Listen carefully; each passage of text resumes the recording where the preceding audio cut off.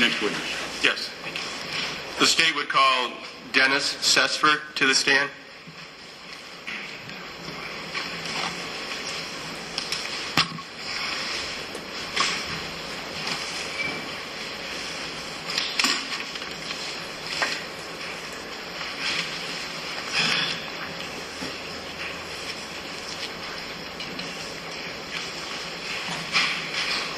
Will you step up here, sir, and I'll swear you in?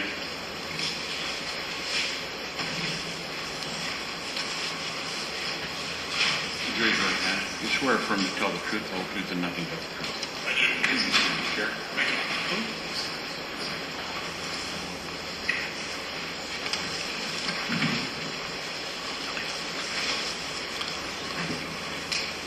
Please introduce yourself to the jury. My name is Dennis Sesford. For the record, please spell your last name. C-E-S-S-F-O-R-D. Where are you employed? Currently, I'm employed with Mid-States Organized Crime Information Center. What's your position or title there? I'm called a field coordinator. My job is to make sure the local agencies that use our services know what the services are and how they access it. How long have you been working there? It'll be in December, or in January, it'll be 9 full years. So, Prior to that position, where did you work? I work for the Sac County Sheriff's Office.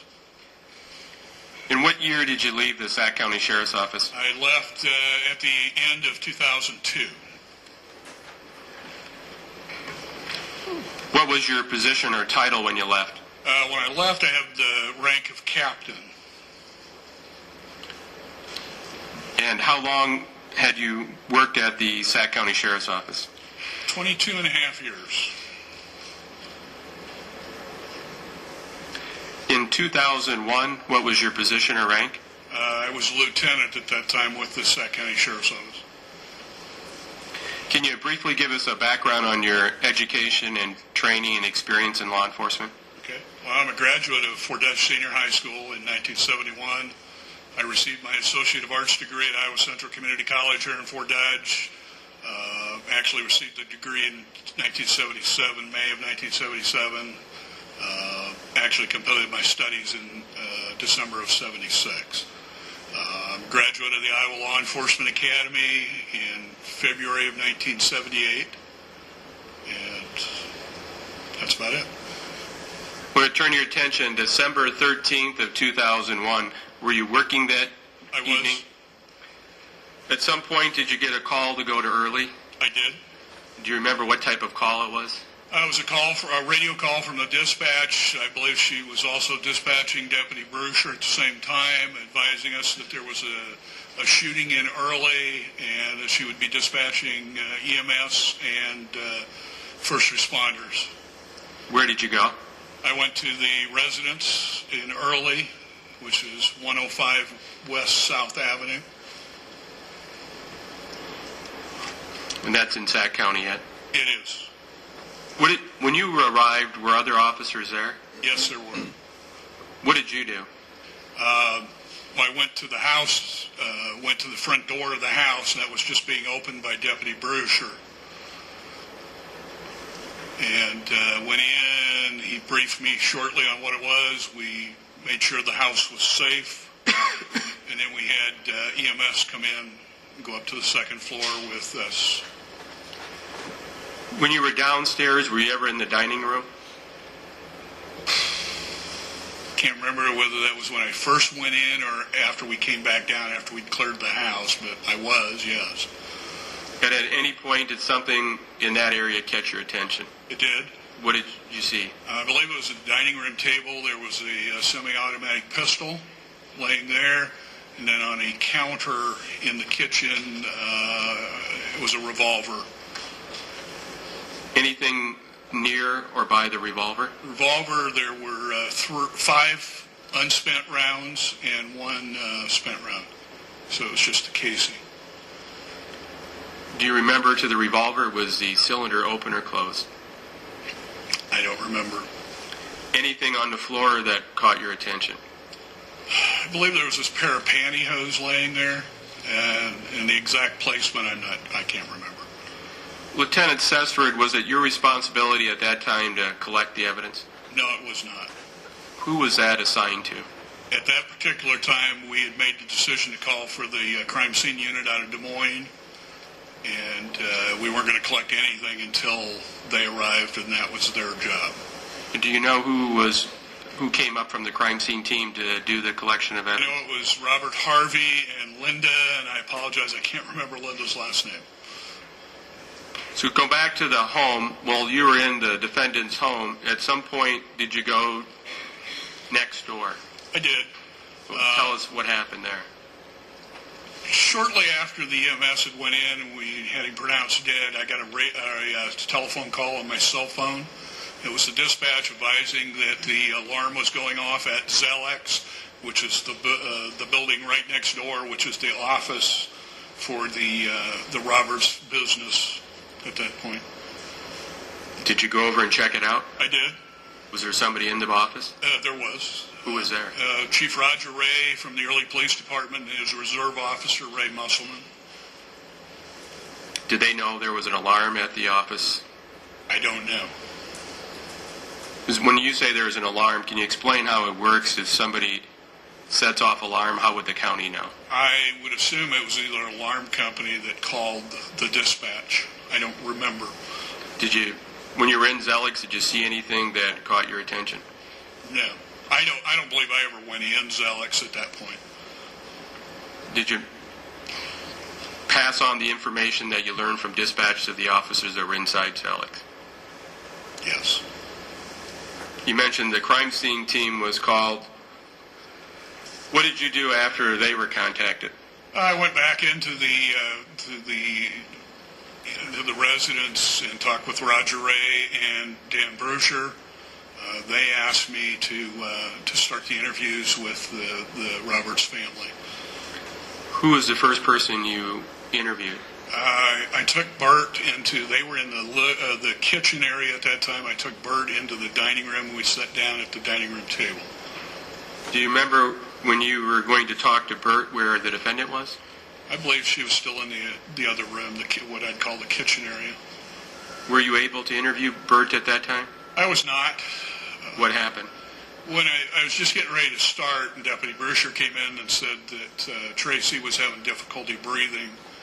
So I immediately went and checked on her and had EMS come in again. Was the defendant taken somewhere? Yes, she was. It was decided by the EMS that she should be transported to the hospital as a precaution, if nothing else.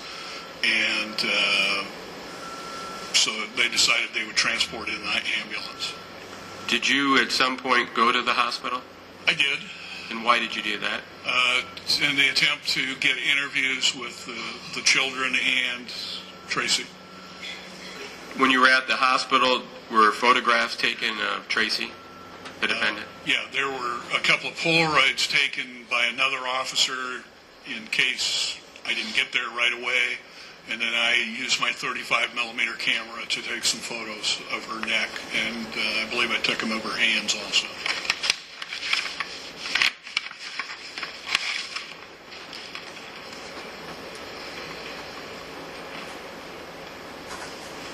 May I approach? May.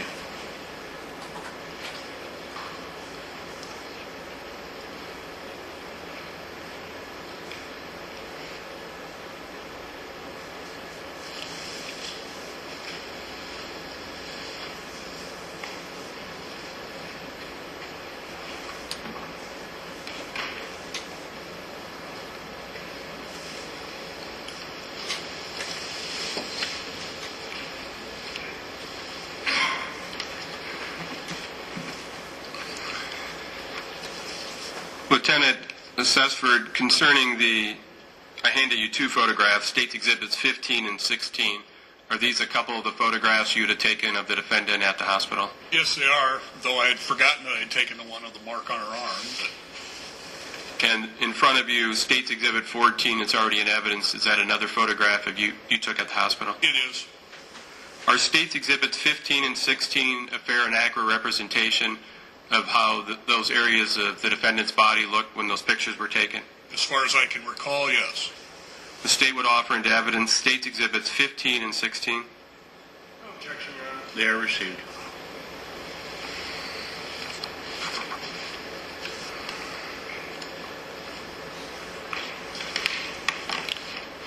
permission to publish? May.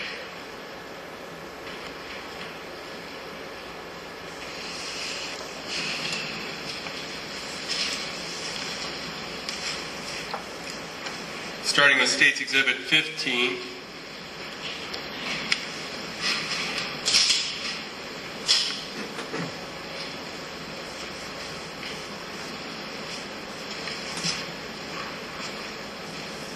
Can you tell us what that photograph shows? It shows Tracy's hands, both her left and her right, and some marks on her thumbs and hand area. Beside the marks on her thumb and the hand area indicate, did you see any other injuries to her arms or hands? Other than the picture that apparently I took, that I don't remember taking, no, I did not. And the one that showed the defendant's neck, did you see any injuries to her face? I don't believe that I did, no. State's Exhibit 16. They're not going to call you for this, are they? No. Okay. Nope. I just want to say that on this. We're going to ask. Was to show the mark on her arm. And the mark on her arm, is that where it appears to be an area, looks like it's her left arm? Yes, it is. Some type of a discoloration.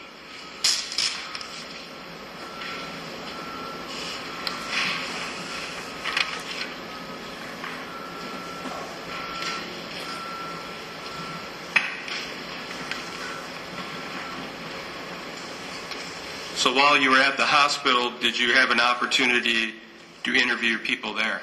Yes, I did. Who did you interview first? I believe it was Bert Richter Pittman. And then after that interview, who did you interview?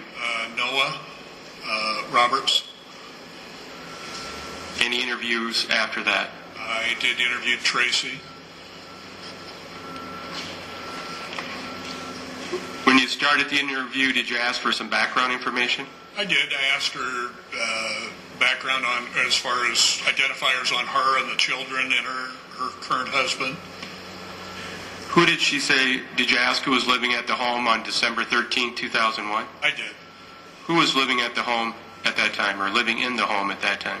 Tracy and her husband, Michael Roberts, and Bert Pittman, Noah Roberts, and Mason Roberts. Did she talk about when she would have got married to Michael Roberts? She did. When did she say that happened? I want to say 1997, 98, somewhere in that area. I'm sorry. Would looking at your report help? It might. All right.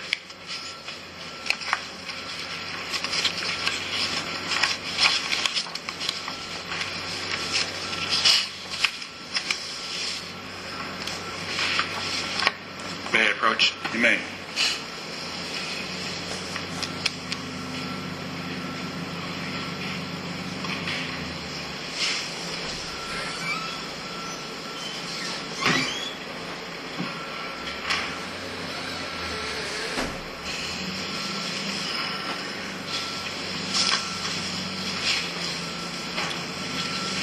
If you'd look at the front page and review that and let me know if that's refreshed your memory. It has.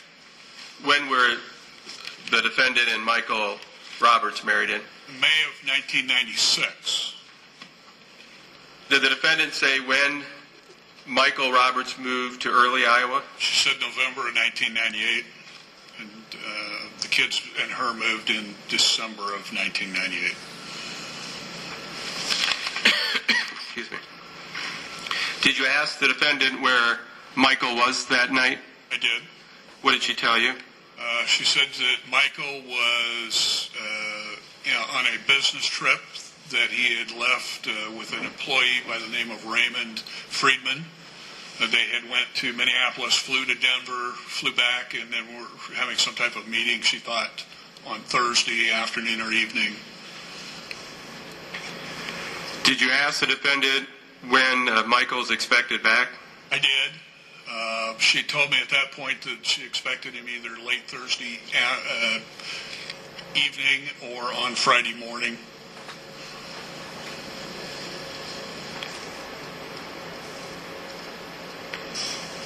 Did the defendant say if she received a call from Michael on December 13th? She did. She said it was later in the morning that Michael had called and said they were going to be delayed and would not be home until Friday morning.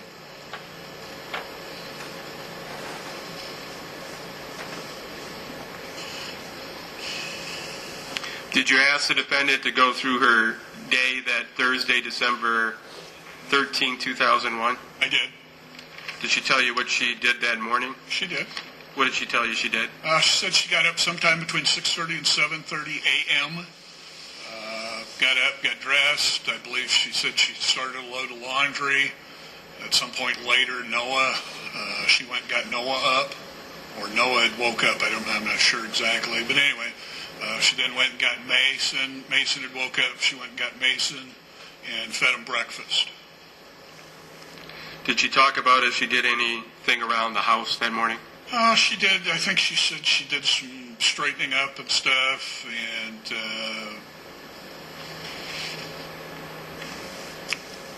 I'm sorry. Any discussion about laundry being done? Yeah, I believe. Did the defendant say in the afternoon of December 13th, 2001, if anybody had stopped over? Yes, she did. What did she say? She said that Ben and Darren had stopped over from the office to feed the dog. And, of course, she had already fed the dog at that point, so she thanked them, and they went on their way. And she did say she took them over a cheesecake later on. Did anybody else stop over? She said that Dustin Weedy had stopped in the afternoon.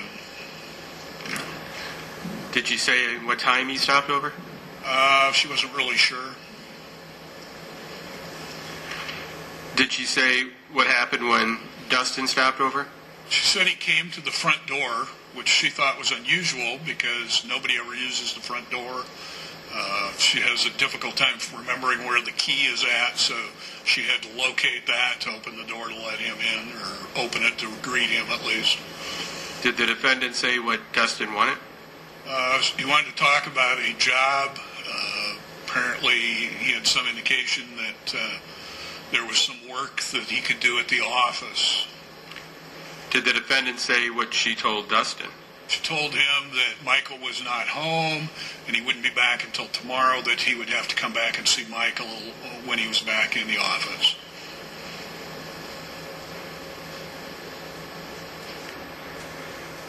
Did the defendant say, did anybody else come to home? Yes, she said she thought it was about 4 o'clock that Marie Friedman stopped, and that Dustin was still there at that time when Marie pulled in. Did you ask the defendant if she knew Dustin? Yes. What did she say? She said yes, she did, that Dustin was the son of Mona Weedy, who was their real estate agent, and also that Michael had gotten to know him. They'd taken him paintballing and to church possibly a couple times.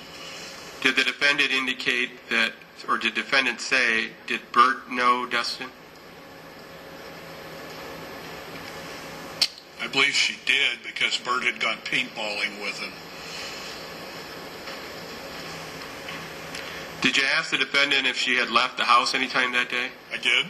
What did she tell you? She said that she left only one time. She ran to Casey's to get a gallon of milk and then came back. Did she say how long she was gone? I believe she said just long enough to run to Casey's and get a gallon of milk and come back.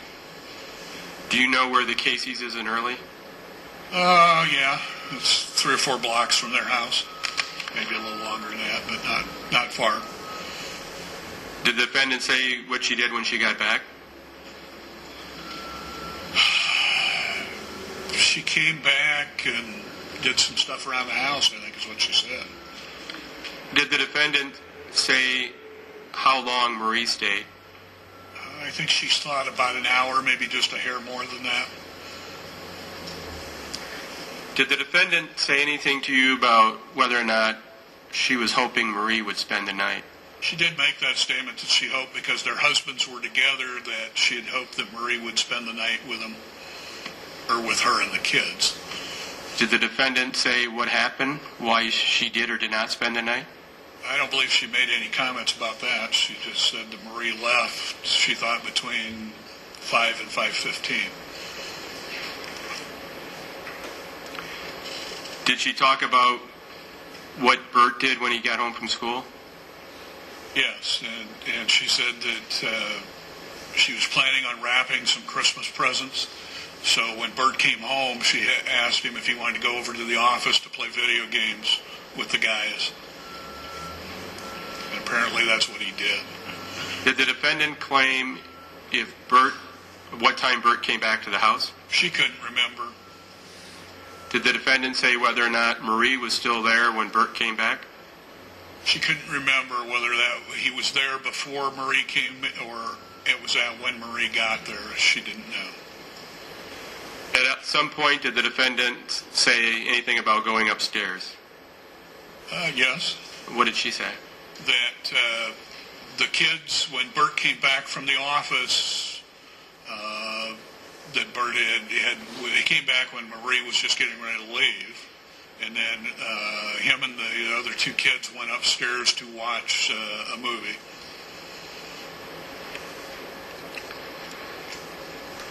What did she say happened after that? She went up a little later on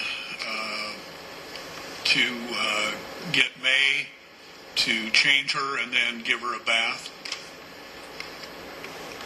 Did she talk about any plans for taking Bert anywhere? Well, apparently he had basketball practice that night in Storm Lake. I think he was a student at St. Mary's in Storm Lake, if I recall. And he had basketball practice, though she never could figure out what time it was supposed to be. Did the defendant say if she ever took Bert to basketball practice that night? She did not. She said she kind of lost track of time, and in fact, she made the statement, I believe, that she thought she didn't even realize Bert was home. She thought he was still at her mother's.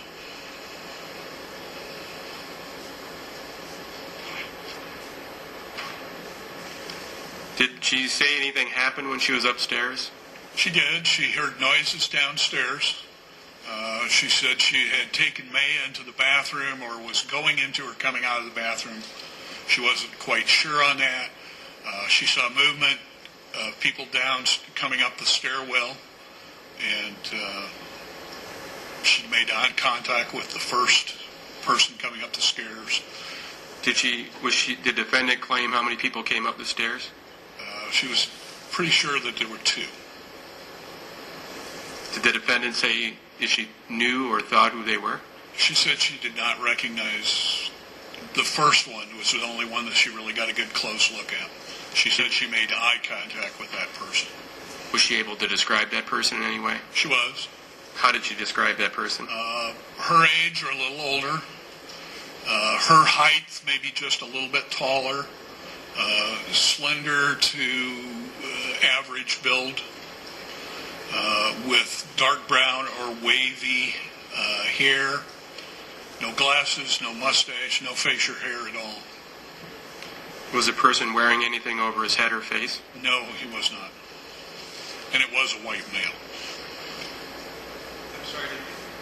It was a white male. Sorry. Was she able to describe if the person was wearing a jacket or not? I believe she said he had a black leather jacket. What did the defendant claim she did at this point? She yelled at Bert, said there's somebody in the house, and she took off running with May in her arms to Bert's bedroom. What did the defendant say happened then? She opened the door and pushed May into the room. She said that she intended to go in, but that someone grabbed her and restrained her so she could not go into the room. Did she say... I'm sorry, go ahead. Pulled her back out of the room. So somebody was pulling her back out of the room? That's correct. Did she say if she said anything to any of the kids at that time? I believe she told Bert to close the door and don't come out. What did she say she remembered next? She remembers struggling with somebody behind her and she was in the area of the closet for the guest room, or near the door of the guest room. She remembers pulling on her. I think she said they were strangling her or something. I can't remember exactly. But she was struggling to get away. It was like she couldn't breathe. And she tried pulling away several times and finally decided to push back really hard in hopes that he would let go, or whoever it was would let go. Did the defendant say one or both of these alleged intruders were struggling with her? She said one. Did she say what the other intruder was doing? I'm not sure. Did you ask the defendant if these alleged intruders asked for anything? Yes, I did. What did you ask? I asked whether they'd asked for any money or jewelry or any property, and she said they had not. Did you ask if there was any money or jewelry in the house? I did. What did she tell you? She said there was probably, I think, $30,000 in jewelry somewhere in the house, and it might have been 20. And then an unknown amount of cash she wouldn't know. That would have been in a safe that she couldn't remember the combination to, but she didn't know whether her husband had cash in the house. So what did the defendant say happened after she pushed back with the guy that was struggling with her? The guy said something about get the bitch or get the fucking bitch. And then she kind of does, and things get really fuzzy to her at that point. Did you ask if any lights were on upstairs? I did. What did she say? She said the hallway light was on. I asked her about the light in the bedroom, in the master bedroom, and she said it was not on. She said she turned that on after things were settling down, being done. So the only light on upstairs, the defendant said, was the hallway light. Her bedroom light was off. That's correct. What did the defendant say happened after? Was she able to, when she's in the hallway with this alleged intruder, what happened? I believe she said that she got away from him and tried to make her way to the bedroom. Which bedroom? That would be the master bedroom, which would be the east room, straight off the end of the hallway to the east. Did the defendant say why she wanted to get to the master bedroom? Because that's where the gun safe was. Did the defendant say where in the room the gun safe was? She said the gun safe was on the south side of the bed, between the bed and the dresser on the floor. What did she tell you about going to the gun safe? She got there, she went down to her knees and was fumbling with trying to get the gun safe open. It wouldn't open. At that point, she feels somebody pulling on her, like trying to get her back out away from there. She continues to work with that, finally gets the gun safe open. Did she say whether or not there was anything around her neck at that time? I don't recall. What did she say after she was trying to get the gun safe open? That she did get it open and she grabbed the first gun she could get a hold of. What did she say she did with that? That she put it over her right shoulder and tried to fire it, but it would not fire. So what happened then? She said she fumbled with the gun for a little bit, unknowing whether it had to be cocked or not, whether the safety was on. She fumbled with it, heard something pop, and then she did decide that I just will cock it, so she did cock it and then put the gun back over her shoulder and fired. Before she fired the gun, when she was trying to work with whatever, she was fumbling around with the gun, did the defendant say where these two alleged intruders were at that time? She said someone was pulling on her, I believe she said her ponytail at that point, and at one point they were pulling on her leg.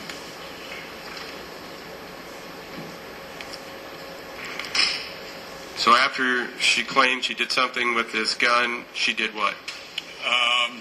She fired. How? Did she say how? She said over her shoulder. She was facing which way? She would have been, I believe she would have been facing east in the bedroom at that point, and crouched down next to between the bed and the dresser. So she would have been facing the wall by the headboard? That's correct. And she put the gun over her right shoulder? That's what she said. Did she say if she looked or not? No, she did not look. What did she do? She fired. Did she say how many times? I believe she said she fired once at that time, and the subject was still there, so she turned as far as she could and then fired several more times.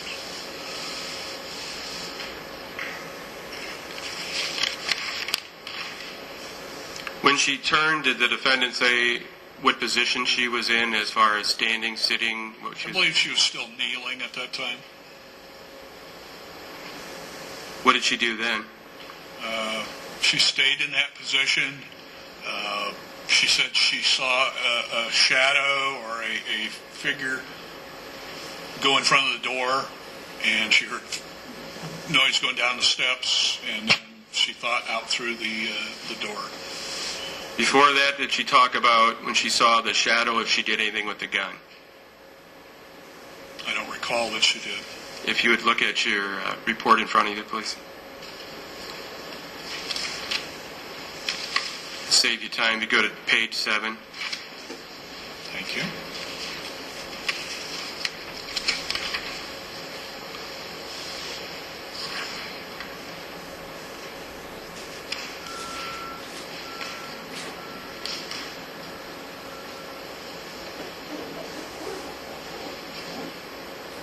Okay. Did you find it? What were you asking? I'm sorry. Yeah. The question was, did the defendant say what she did with the gun when she saw the silhouette running? She did nothing. She did not fire at that silhouette. May I approach? You may.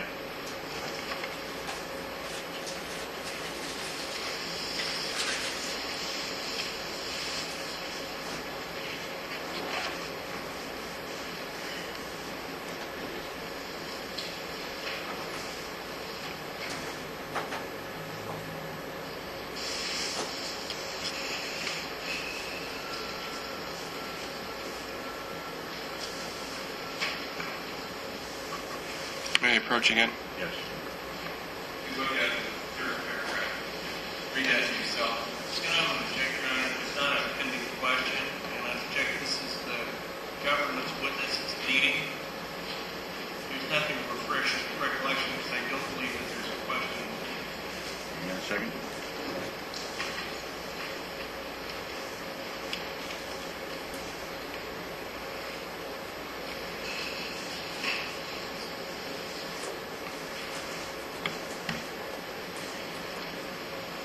Well, the objection is sustained, but you may pose another question. Sure. Lieutenant Sesford, would looking at your report again on page 7 help refresh your memory? It did. Okay. Have you looked at that? I have. So when the defendant claimed she saw the silhouette running from the bedroom, what did she say she did? She said she saw the railing after he'd went by, and I asked her how many times she had fired the gun, and she said she thought she emptied the gun in her hand. What did she say she did next? She stayed crouched down. She thought she'd got up once, and she heard breathing in the room, so she crouched back down. Stayed there for some time. Did she describe the lighting in the room at that point? I believe she did. It was the lighting coming in the hallway, so it would have been, I'd call it backlighting. Did she say what she did next? After some time, she said she got up and kind of made her way to the end of the bed, and she saw something laying at the end of the bed. She wasn't sure whether it was a duffel bag from the trip that they'd been on, she'd left laying there or whatever. As she moved closer, she said it appeared to be a person laying there. What did she say she did next?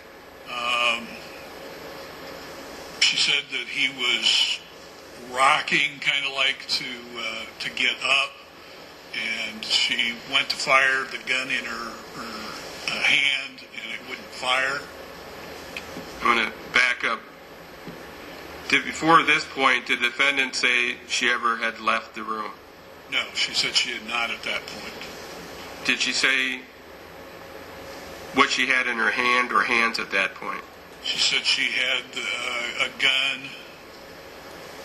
I don't remember what she said, which hand or not, at that point.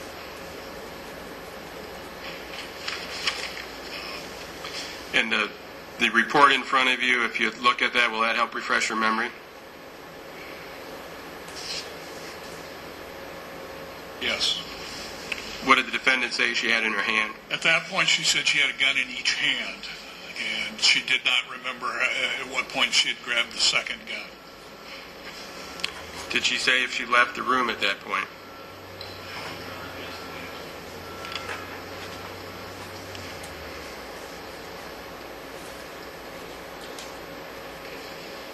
Overruled.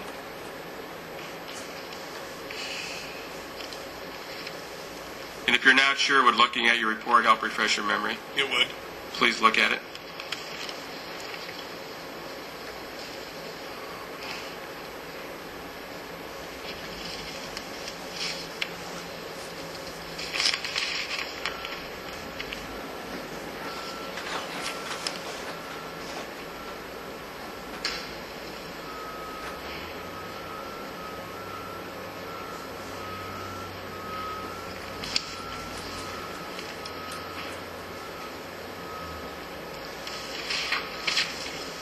Does that help refresh your memory? It has. I don't believe she had left the room at that time. Okay. So what do you remember the defendant saying happened next? I believe she said she turned the light on in the bedroom, at which point she saw it was a person laying there, kind of facing away from her. Prior to turning the bedroom light on, did the defendant say anything if she was wearing her glasses or not? No, she said her glasses had been knocked off sometime during the scuffle out in the hallway, and so no, she did not have her glasses on. Did the defendant say whether or not she had good vision without her glasses? No, she said she can hardly see without her glasses.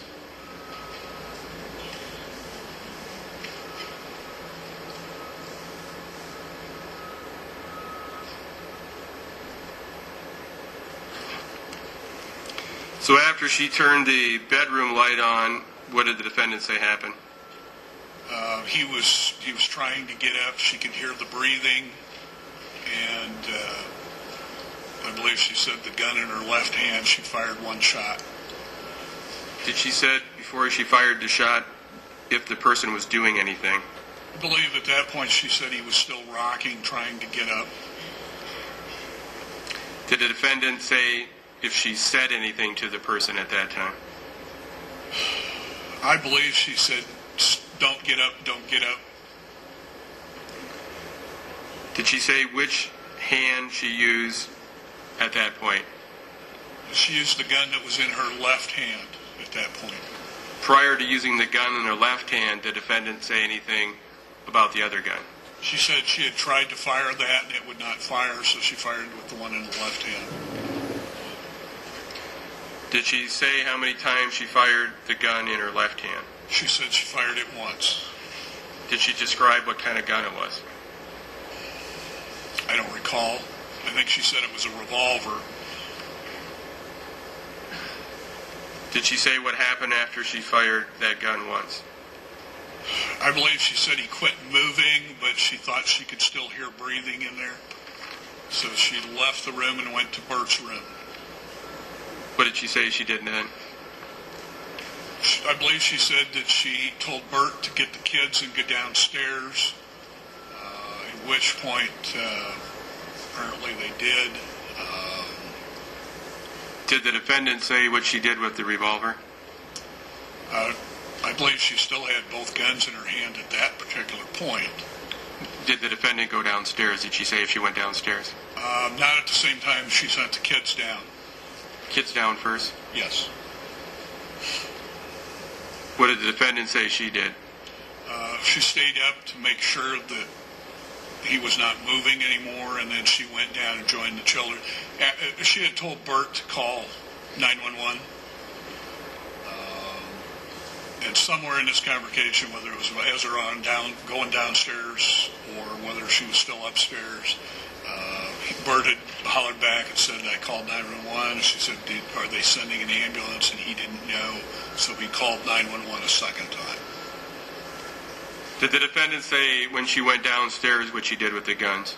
She laid the semi-automatic on the, I believe it was a dining room table.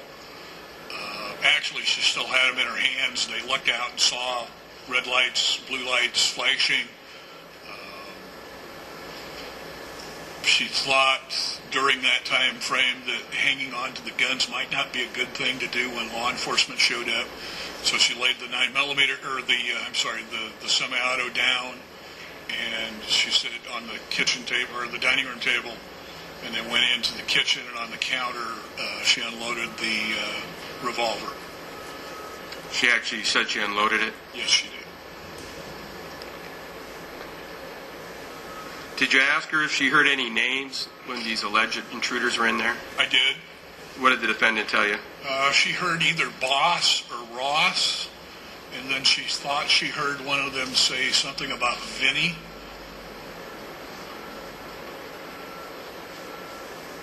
Did she say whether or not anything about the bathroom during this? She believes when she stated that when she was in the corner by the gun safe that she thought, or at some point in this incident, she heard the toilet flush. Did you ask the defendant if she ever lost consciousness? I did. What was her response? She didn't believe that she did, but she remembers, she thinks there's some gaps in her memory when she was out in the hallway.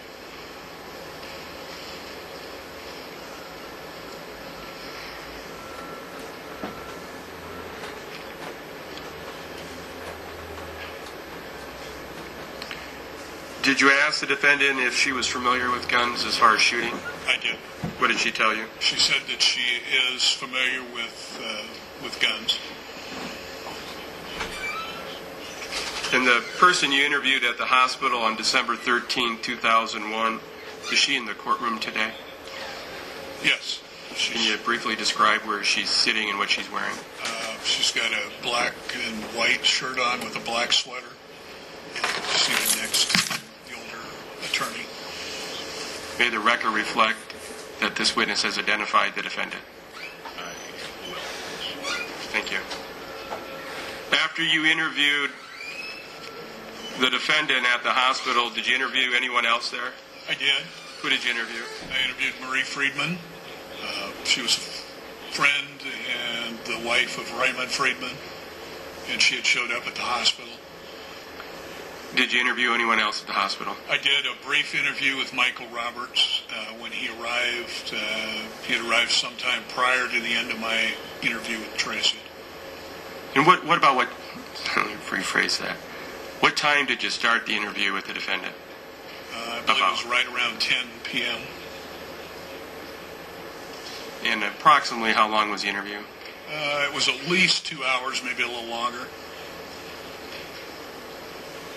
When you started the interview with the defendant, did you see Michael Roberts at the hospital? No. After the interview with the defendant, you did an interview of Michael Roberts? I did. What did you do after you completed your interviews at the hospital? I drove back to Early. The rest of the officers were at the library in Early, so I met with them there. The crime scene crew had arrived by that point. Agent Mosier was there, Sheriff Owens, I'm not sure who all was there. I know Roger Ray was there. I briefed them at that point on what Tracy and Bert had told me at the hospital. And did you do any type of teletype at that time? Yeah, well, Agent Mosier and I sat down and composed what was to be sent out as a teletype to All Points, Iowa, and the surrounding states on a brief caption of what had occurred and the description of the second individual. Just so it's clear for the record, when I ask you about a teletype, what is a teletype? It's a computer program that goes wherever you want it to go to. And in this case, we sent it APIA, which is All Points, Iowa, and then we did it specifically the surrounding states. And you gave a was a description put in on the teletype of the alleged second intruder? It was. And you obtained that description from whom? Tracy Roberts. Tracy Richter, I guess now. Did you ever have any leads or hits on the teletype? No, we did not.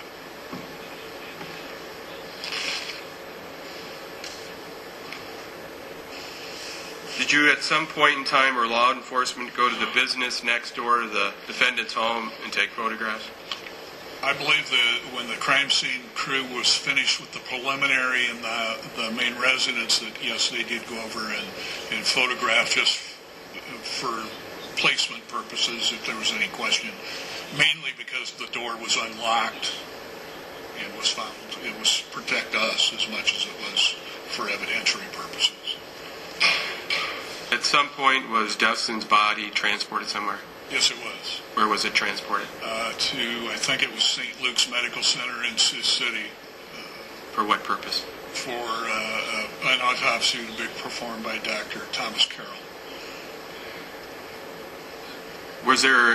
Did you also examine a car at the defendant's residence? Well, there were two cars parked there. One was a Roberts family car. I want to say that was a Lincoln Town car. And the other was a white Pontiac 6000, I think. I could be wrong on that. And it was sitting in the driveway of the residence also. And did you take photographs at the scene? I did not. Did someone take photographs at the scene? Special Agent Mosier did. And was a car examined at the scene? In other words, opened and searched at the scene? No, it was not. Was it taken somewhere? It was. Where was it taken? To the early city shop. Was anything done searching outside of the defendant's home? Once it became daylight on the 14th, we had some extra help show up, so we did the sweep of the exterior of both the house and the office and all the curtilage to that, or the yards and such. What was the purpose of doing that? Looking for anything that didn't appear that it should be, any type of shoe prints, any type of things like that. Did anyone find anything of evidentiary value? No, they did not. Was a neighborhood canvass done? It was. What is a neighborhood canvass? That's where all the neighbors within a 1 or 2 block area are contacted by an investigator or an officer and find out what, if anything, they had seen prior to or after the incident. And that was done in this case? It was. Did you do a neighborhood canvass of Dustin Wheaty's neighborhood? I did not personally, but I saw that it was done, yes. Had law enforcement do that? Yes. Were you present when the Dustin's car, or did you know the white car, who did it come back to? Do you know who it was? It was registered to a Wheaty, but I don't remember whether it was Dustin or I believe it was registered to Brett and Mona. But I could be wrong on that too. And the relationship of Brett and Mona to Dustin? Dustin would be Brett and Mona's son. Were you present when it was searched at the garage? You know, I was coming and going during that time. I had to leave at one point in it, but part of the time, yes, I was. At some point, did someone show you something from the car that you looked at? Yes, I was shown a pink spiral notebook. And did you take a look at it at the scene? No, we did not. Who collected that? I believe it was the crime scene people. I'm not sure whether it was Bob or Linda. Were any copies made of the pink spiral notebook before it left? Before it left to go back to the lab, yes.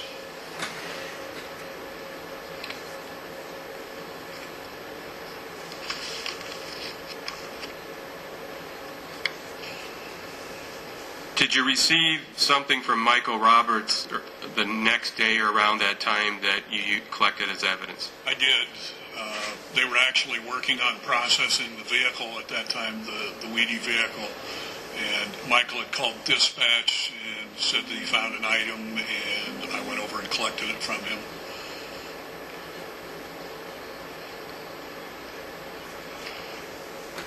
On turning your attention now to we've been dealing with, this is all happening on what day? What day are we on now? The car being processed and the item. Friday, December 14th, 2001. The next day, Saturday, December 15th, did you continue to work on the case? I did. What was being done on the Saturday, December I 15th? started the canvass of all of the open businesses that would have been open during that time frame of the Thursday evening And what was the purpose of that? to see whether anybody had seen anything, a strange vehicle, a strange person, any of that type of stuff. And do you have any recollection about how many businesses you went to? Laney's, which is a bar downtown, Crossroads Restaurant, Casey's, and the Fuel Mart truck stop, which is located about a mile south of town. Did you continue the investigation on Sunday, December 16th? Yes. What did you do on that day? To be perfectly honest with you, I don't remember right off the top of my head. All right. Looking at your report, help refresh your memory. Yes. May I approach, Your Honor?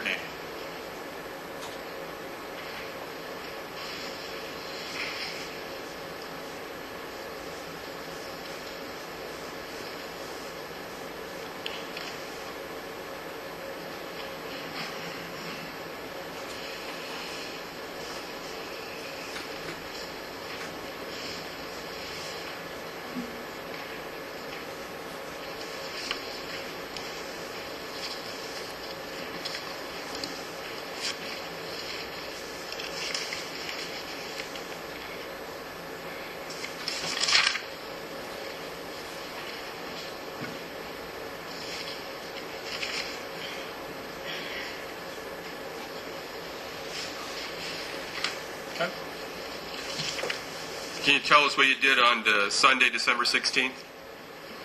I continued to follow up on the employees of the different businesses around, did some interviews with those employees that I could contact. And did you interview anyone on that day? I did. Who did you interview?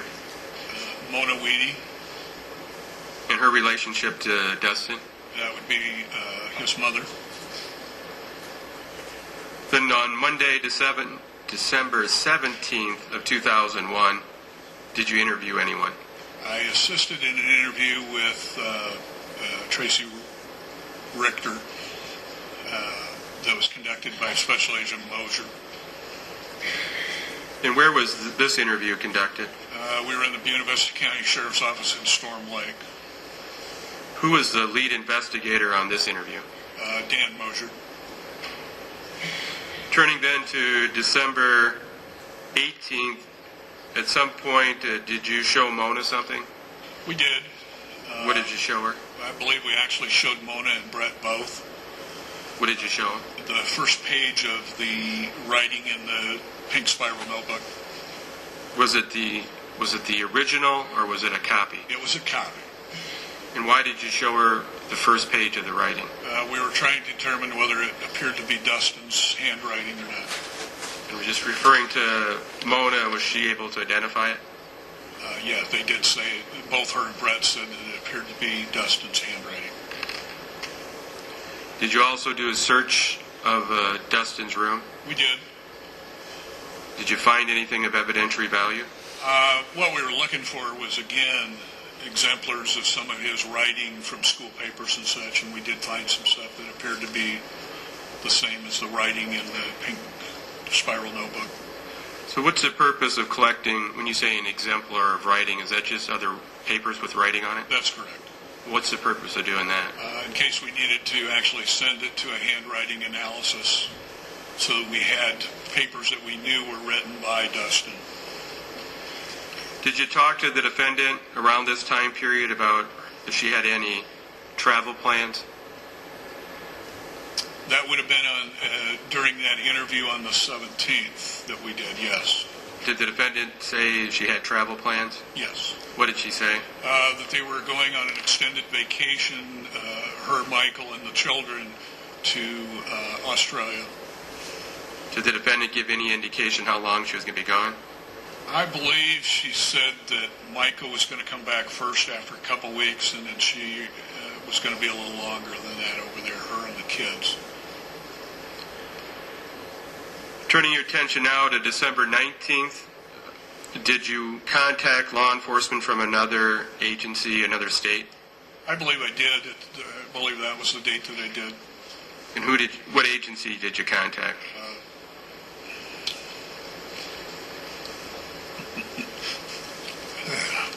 Was looking at your report help refresh your memory? Yeah.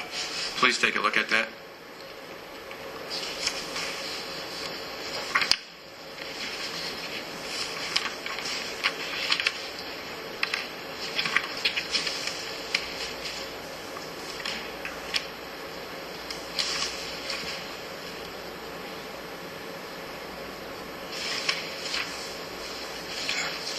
Yeah.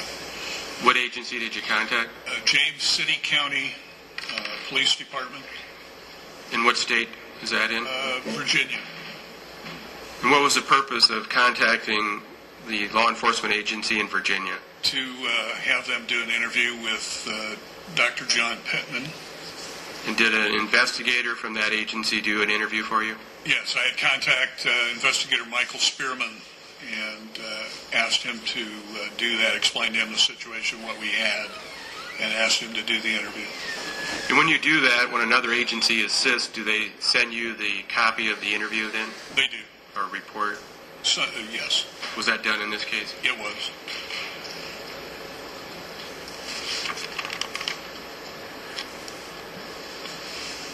Your Honor, would this be an appropriate time for a mid-afternoon break? It would be.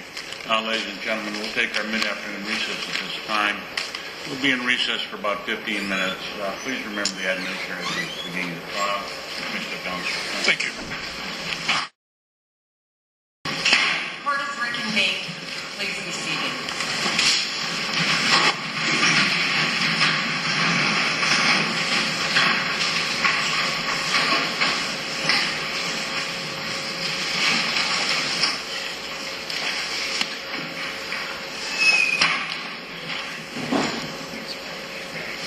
Please proceed.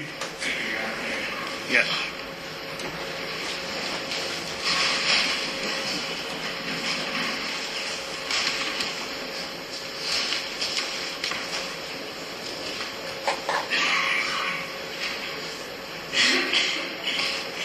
Lieutenant Sessford, handing you a white envelope on the outside. It has an Exhibit O on it.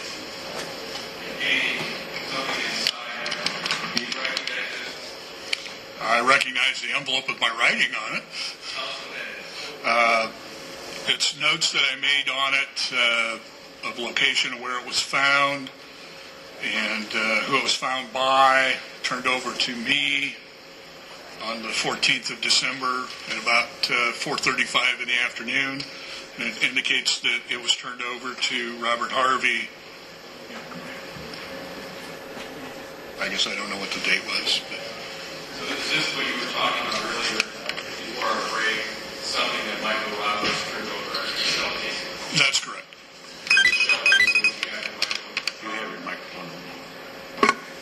The shell casing you received from Michael Roberts, you turned over to Robert Harvey. I did.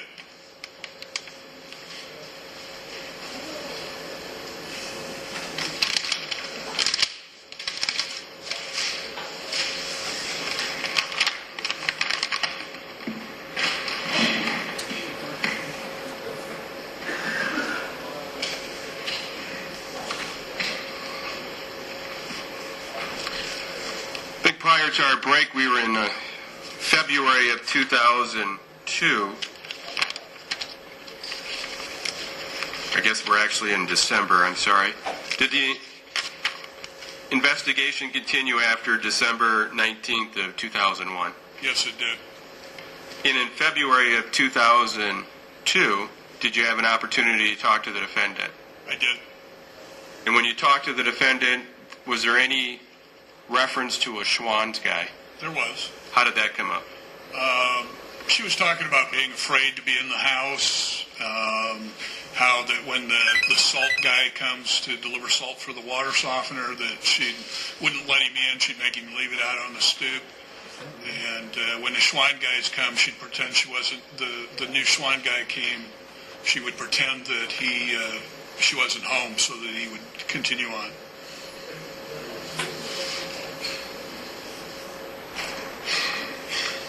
Did the defendant, when you interviewed her, going back to the interview on December 13th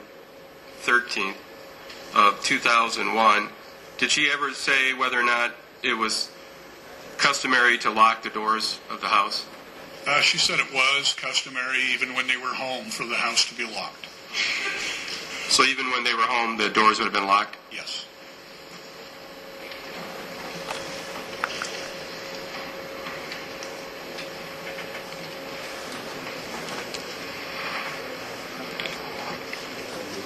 Did you continue to follow up any leads to look for this second alleged intruder?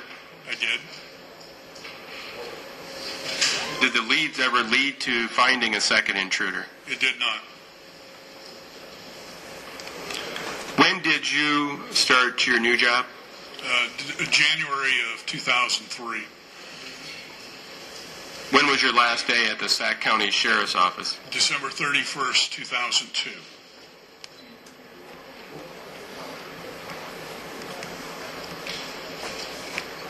Did you turn the investigation over to anybody when you left? I did. Who did you turn it over to? At that time, he was Deputy Ken McClure. He is now the Sheriff of Sac County. Now Sheriff Ken McClure? That's correct.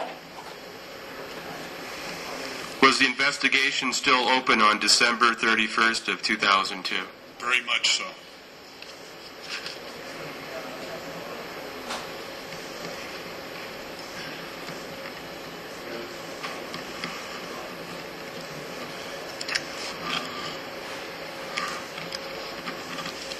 Thank you. No other questions. Mr. Bencher, you can do the cross. Yes, sir. I wonder if you could put a microphone. I understand.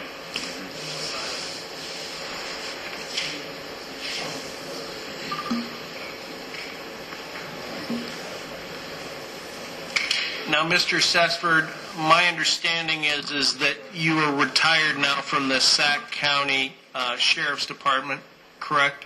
Sac County Sheriff's Office, yes. Okay. Do you want me to refer to you as former Lieutenant Sessford or Mr. Sessford during this interview process? Mister would be fine. Okay. Law enforcement, well, let me back up. DCI, the Department of Criminal Investigation, were called in on this investigation, correct? Yes, it was. But my understanding, sir, is that you would have primarily done the interview process of Tracy Richter and other people, correct? The preliminary interviews that night, yes. Well, and you also did additional interviews of other people as well. Yes, I participated in the investigation.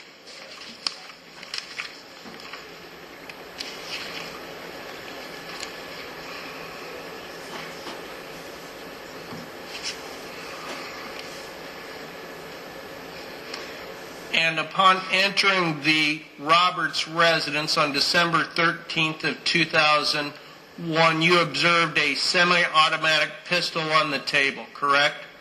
Yes. And you were asked on direct examination whether the revolver cylinder was open and unloaded. You indicated that you did not recall. Whether it was open, I do recall seeing the shells laying there, but I can't recall whether the cylinder was open. Okay. And if you testified in your deposition, which I took on September 12th of 2011, if you indicated at that time that the revolver cylinder was open and unloaded, would you have any reason to disagree with me on that? I would not. Okay. And, sir, you just indicated to Mr. Hammerand that the investigation was still open when you retired from the Sac County Sheriff's Department in December of 2002, correct? Yes, that is correct. Do you believe that you did an adequate investigation in this matter? I believe that we conducted the investigation as well as we could with the information that we had. Okay. Do you think that you left any stone unturned in this matter? I do not believe so. Would you agree, sir, that when you entered the Roberts residence, and you know what I'm talking about, don't you? The residence in Early, Iowa?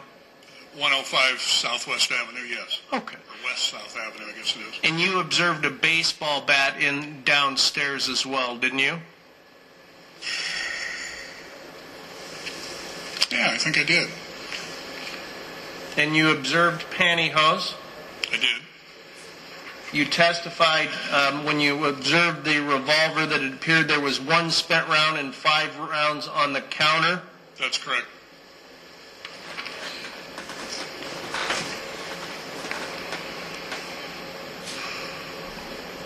And you observed the semi-automatic pistol on the table? I did. Would you agree that Ms. Richter was having trouble breathing, and that's why she was transported to the Loring Hospital in Sac City, Iowa? She did appear to, yes. And you observed ligature marks on Tracy Richter's neck at that time? I'm going to object at this time for first to be foundation to be laid that this witness is familiar with ligature marks.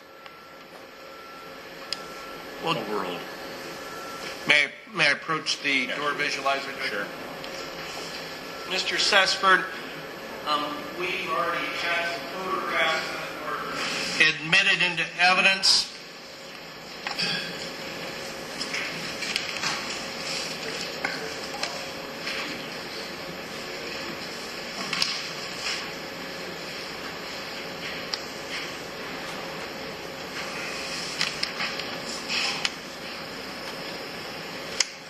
Did you take this photograph? I did. And do you observe the ligature marks on Tracy Richter's neck? Yes. And you agreed with me, sir, that based upon your 30 years of experience as a law enforcement officer, that the ligature marks would be consistent with someone strangled with pantyhose? May I, at this point, Your Honor, avoid either witness? Sure did. Lieutenant Sesford, in your 30 years, when you were a deputy, did you ever go to any situation where someone was strangled, not by their hands, but with some instrument? I did not.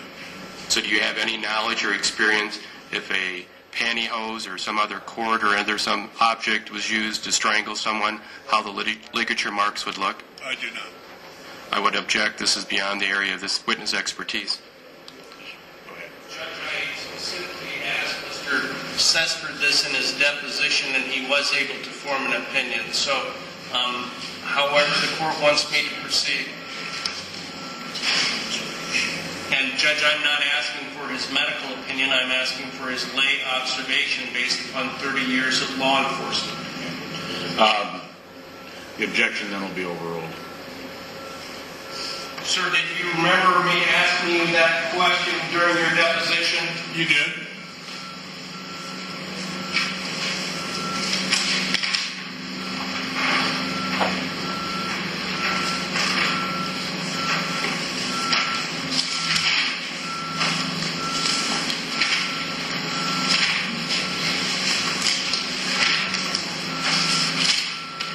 And I apologize, I had this a minute ago.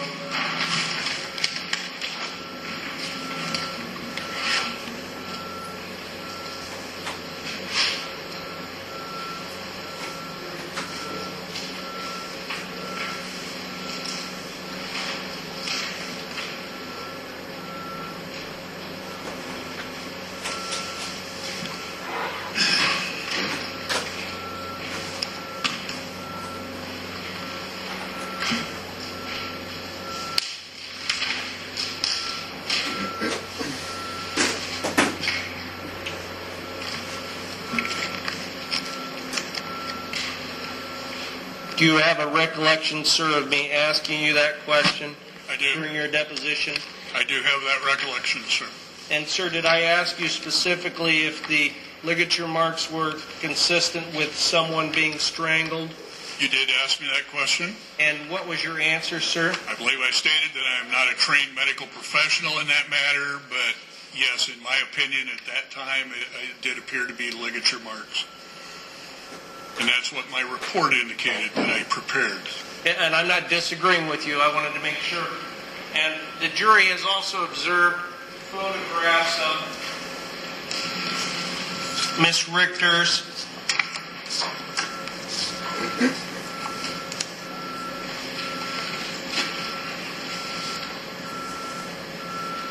Miss Richter's forearm. Did you take these photographs, sir?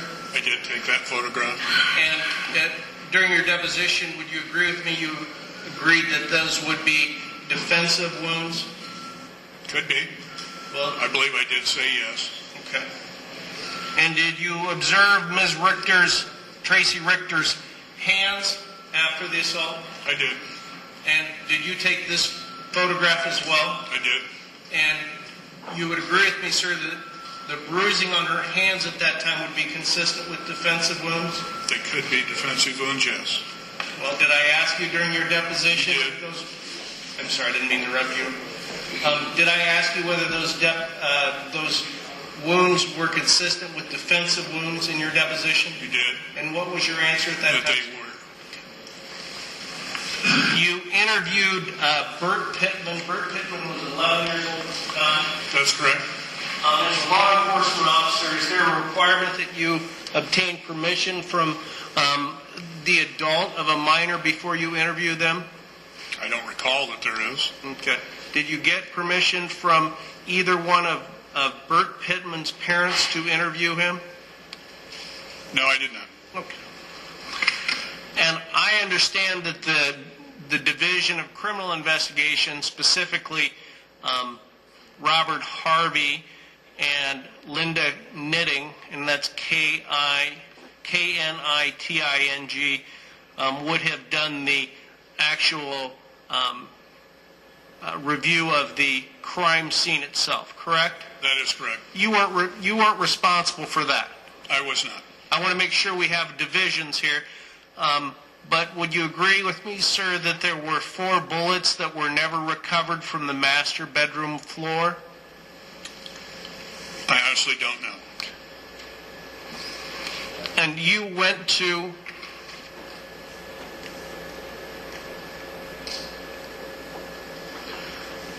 the photographs that I just showed you. I want to make sure we have a clean record. When I showed you the ligature marks on Tracy Richter's neck, you indicated that you took that photograph, correct? That is correct. And I want to make sure the jury's clear with this and the record's made.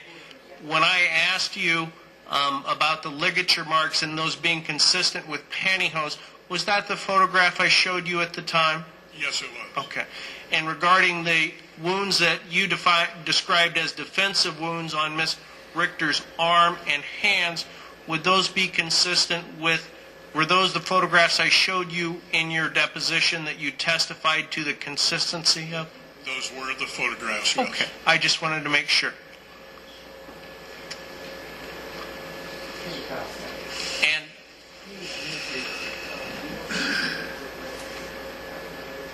the exhibits that I have just shown you regarding the neck would be State's Exhibit 14.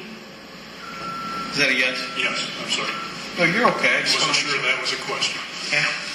And then the bruises to Miss Richter's arm, that would be State's Exhibit 16. Yes. And the bruises that were consistent with defensive wounds to her hands would be State's Exhibit 15. Am I stating that accurately? Yes, you are. Okay. You would agree, sir, that Tracy Richter's clothes were not retrieved after the shooting? That's correct. And there were no fingernail scrapings taken from either under Tracy Richter's fingernails and or Dustin Wheaty's fingernails, correct? You'd have to ask the medical examiner about Dustin Weedy, but no, we did not take any scrapings for Tracy Richter. And why didn't you take Tracy Richter's clothes as evidence in this case? Didn't feel that they were necessary. Well, you didn't take them because you believed that this was a case of self-defense, correct? At that time, yes.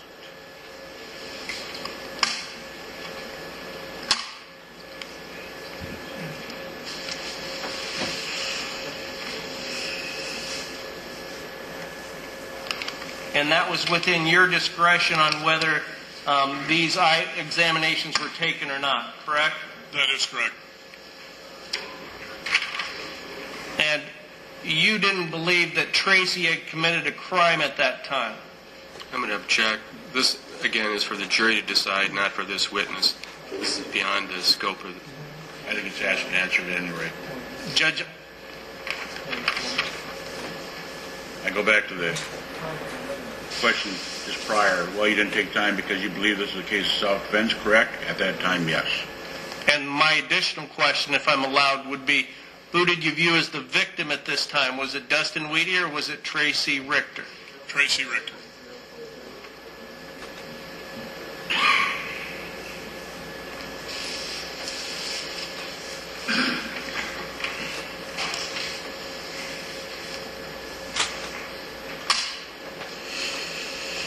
You testified earlier that there was, well, let me back up. You interviewed Tracy Richter, you interviewed Bert Pittman, and you interviewed Noah Roberts, correct? That is correct. And you then spoke with the crime scene personnel, meaning either Mr. Harvey or Ms. Knitting, after they had reviewed the crime scene. Yes.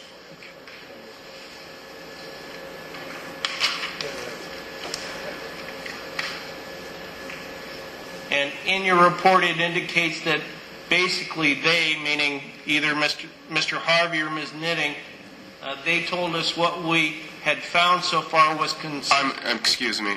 I am going to object. He's reading from a report that's not in evidence, is not being used in impeachment. So the state would argue this is hearsay. And Judge, quite frankly, we've allowed a lot of latitude for Mr. Sesford's testimony to be supplemented with refreshing his recollection. I'm simply asking him a question. Hang on a second.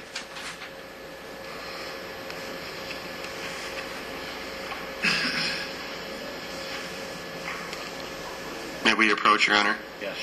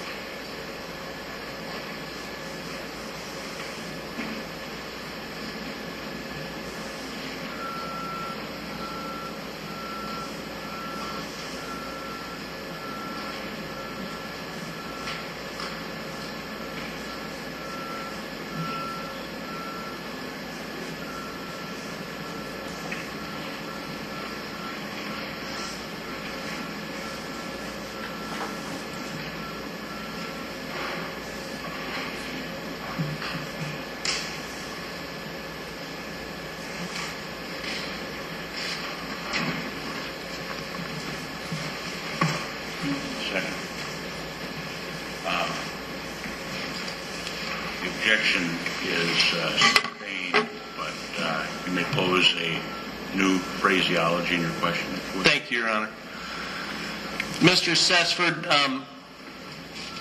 what were your observations regarding the consistency of Tracy Richter and Bert Pittman's statements to information gathered regarding the crime scene itself? My personal observations? Yes. Sorry. I don't really know that I had any. Prior to the crime scene entering the house, I had briefed them on what I'd been told by Tracy and Bert and Noah. And was your understanding that that information was consistent with the interviews that you had made of those people? I'm not sure what you're asking. Can you read that back to him, please, Jody? Here, I get that. Was your understanding that the information was consistent with the interviews that you had made of those people? I'm not sure the source of the information that you're asking me. Well, was your deposition taken on the date September 12th of 2011? It was.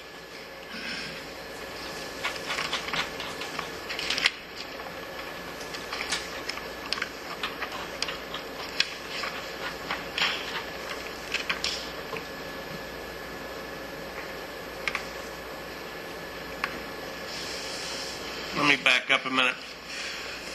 Mr. Sessford, as a law enforcement officer, would you rely on other information that you receive from different or separate law enforcement divisions other than when you were at the Sac County Sheriff's Office? Absolutely. And in fact, if you were the only one doing the investigation, you couldn't go forward and do adequate investigations, correct? Well, I could, but Well, you testified earlier that right after the shooting there was a notice that went out, sort of an interstate notice regarding looking for the second intruder. Is that fair? that is correct. And you would have relied on information that was provided to you by, let's say, the DCI for your investigative report. Absolutely. And in this situation on December 14th of 2001, did you make a determination of whether Tracy Richter's statements were consistent with the information found at the crime scene by DCI?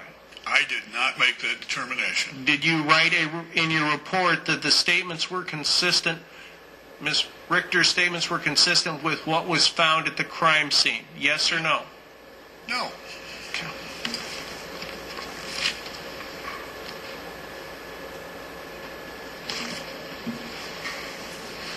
What page?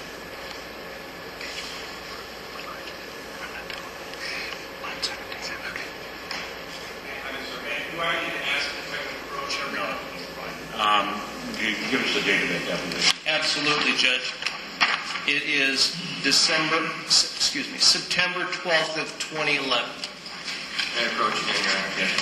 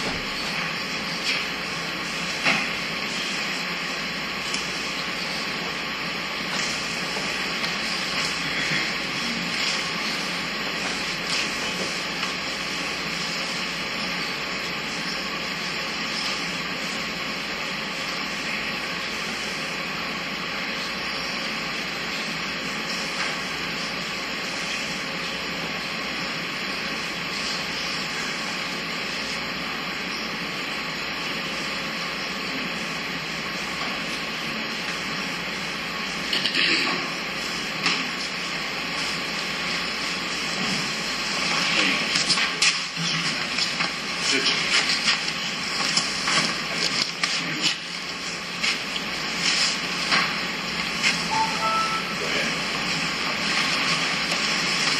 remember me taking your deposition on September 12th of 2001? 2011, I did. Oh, I'm sorry, 2011, thank you. I'm on page 44, line 17. I'll do the question if you'll do the answer. And you indicated on the bottom of page 4 of your report that after talking with crime scene personnel, basically they told us what we had found was consistent with what I had been told in the interviews. What was your answer? I believe I made that statement, yes.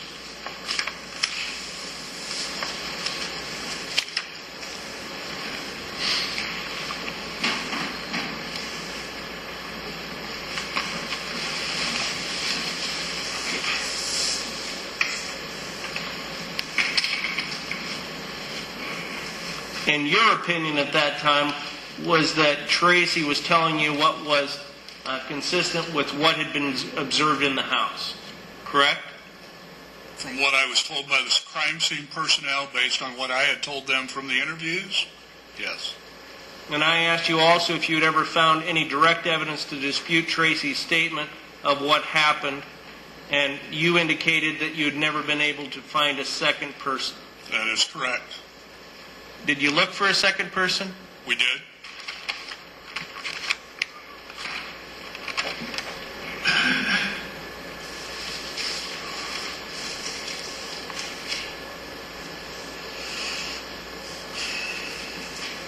Were you aware, sir, that a Jeremy Collins would have called the Weedy residence at 4:34 p.m. on December 13th of 2001? I don't recall that I was aware of that, no. Have you reviewed Special Agent Mosier's report evidencing that that Jeremy Collins would have called the Weedy residence at 4:34 on December 13th of 2001? No, I have not reviewed that.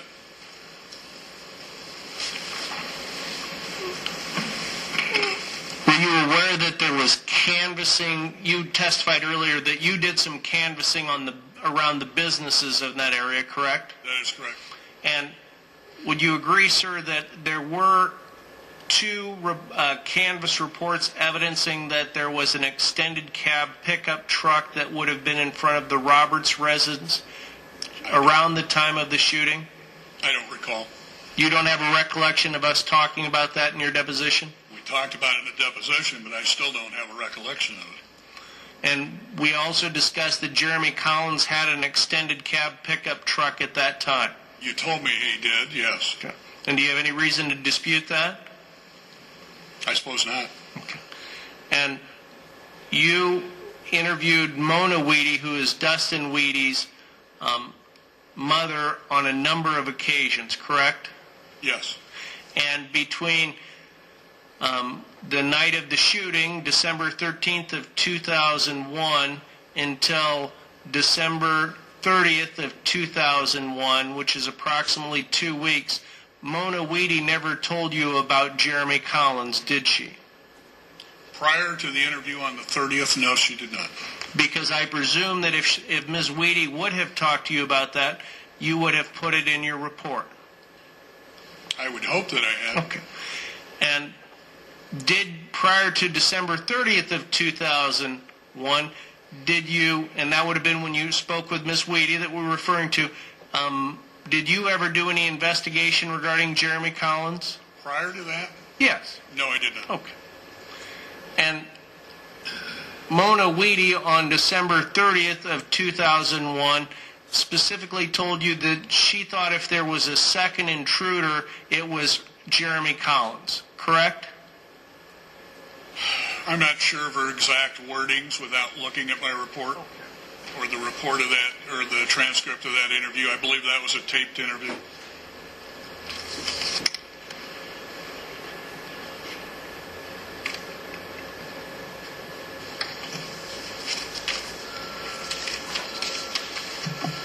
In your deposition, page 81, line 1.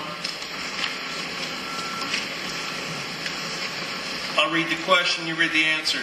And what specifically did Mona Weedy tell you about how Jeremy Collins may have been involved? According to my deposition, she felt that he might have been the second person if there was one. Okay, when you say according to your deposition, are these your words, sir? Those were my words in the deposition. Can I publish that to the jury?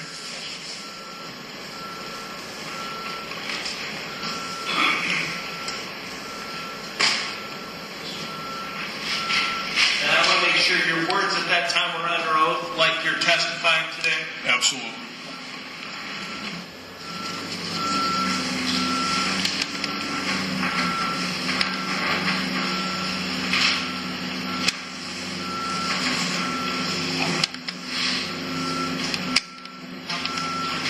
Yeah, I'm technologically challenged. Can you see that? Your Honor, I don't believe that we can't talk to the jury at this point. I'm just making sure they can see him. I'm sorry, I'll direct my questions to the judge. It looks pretty vague to me. So.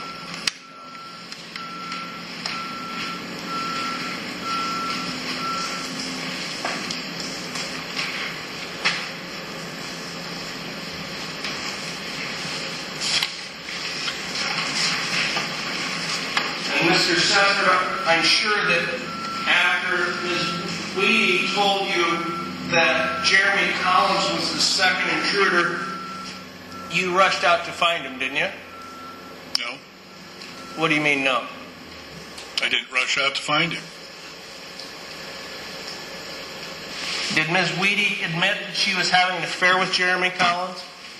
Yes, And in fact, you went over to the Weedy residence on December 18th of 2001, and you obtained certain documents from Dustin Weedy's room, correct? yes. And that would include a black notebook? I vaguely remember picking up a black notebook. I believe I gave her a receipt for it, or them a receipt for it. And in the receipt, it also identified 7 sheets of paper I don't recall. and 2 Post-it notes. I do not recall. Do you have a recollection of the Post-it notes? I do not.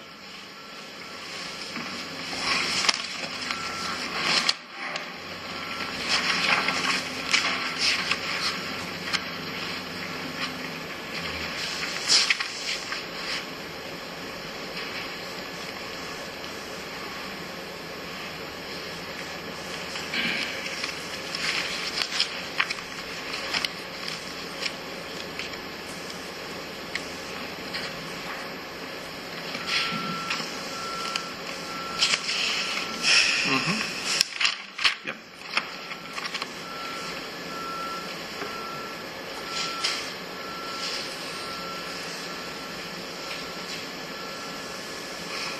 Would you agree that Mona Weedy indicated that there were 2 Post-it notes found, and that one of them said the money would come in November, and the other one was regarding a Des Moines hotel with a telephone number on it? I do not recall that. Do you have a recollection of attempting to find out the telephone number that you secured from that Post-it note? I do not.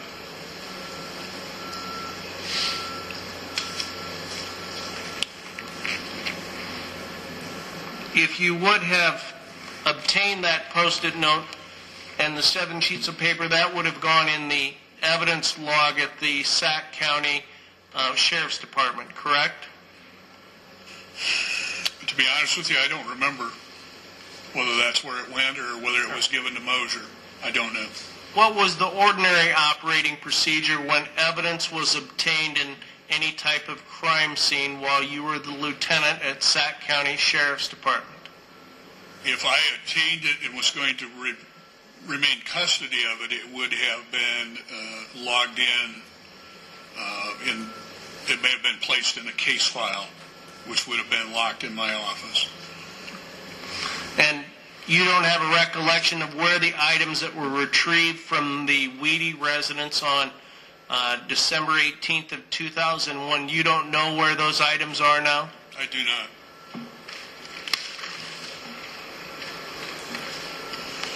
after Mona Weedy told you on December 30th of 2001 that she believed that Jeremy Collins was the second intruder, tell the jury specifically what you did to try to apprehend and or investigate Jeremy Collins. I honestly do not remember. You didn't do any investigation? I'm told that I did, but I don't remember it. Well, did you relay that information to someone else so they could follow up on it? I'm not sure.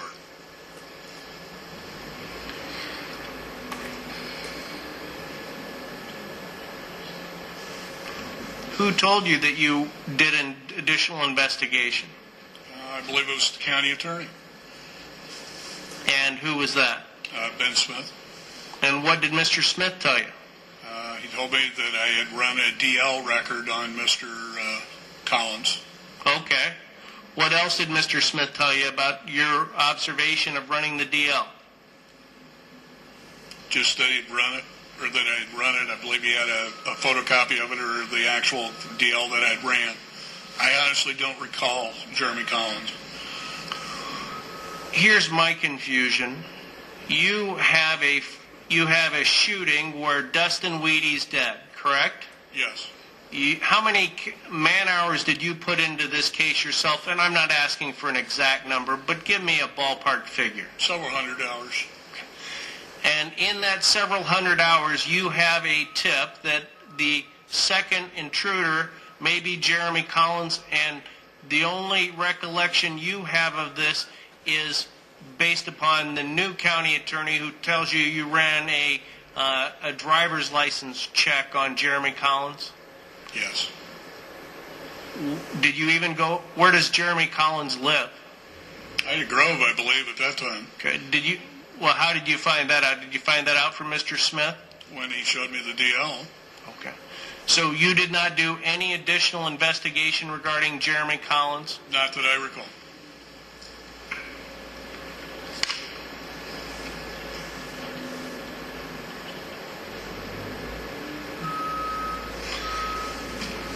If you had done additional investigation regarding Jeremy Collins, would have it been written in a report or memorialized, as lawyers would say? I would assume that it would have been, yes. You did have an additional conversation with Mona Weedy about Jeremy Collins in February of 2002, didn't you? I'm not sure.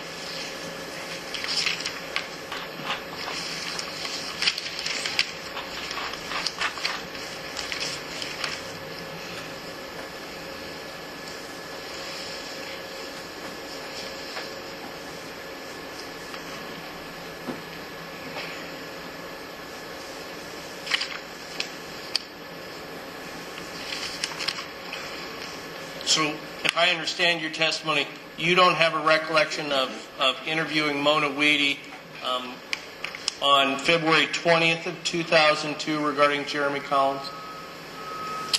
Not at this point, no. Can I approach Judge? Me.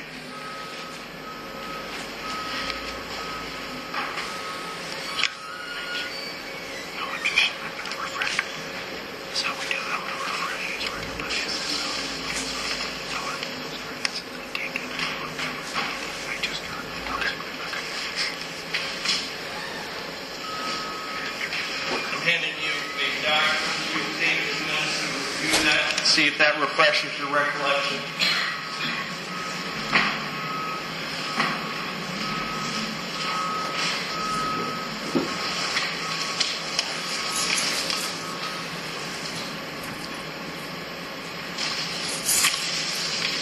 Yes, I do. And what is it, sir? It is a transcript of a taped interview that I did with Mona Weedy on February 20th of 2002. It started at about 2 p.m. And where was it? Do you recall? I'm not sure. Might have been at Crossroads. It might have been in the house. I'm not sure.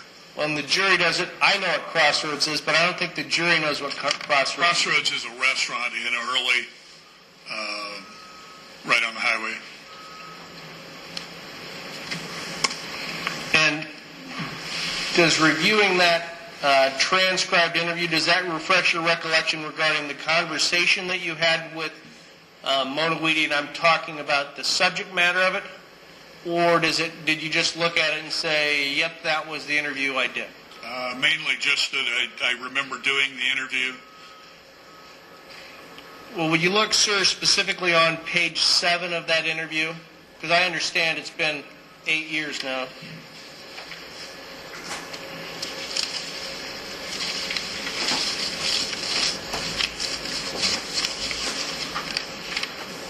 Your Honor, I'm going to interpose an objection.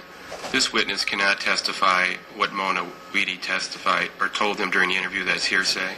So object is hearsay asking this witness what Mona Weedy told him. Is there a question pending? That's what they're getting ready. Subsequent conduct. I'm sorry? It's subsequent conduct. This is his investigation. There's no question pending at the present time at any rate, is there? Is there a question pending? I don't see it. Not yet. Let's wait then. Sorry.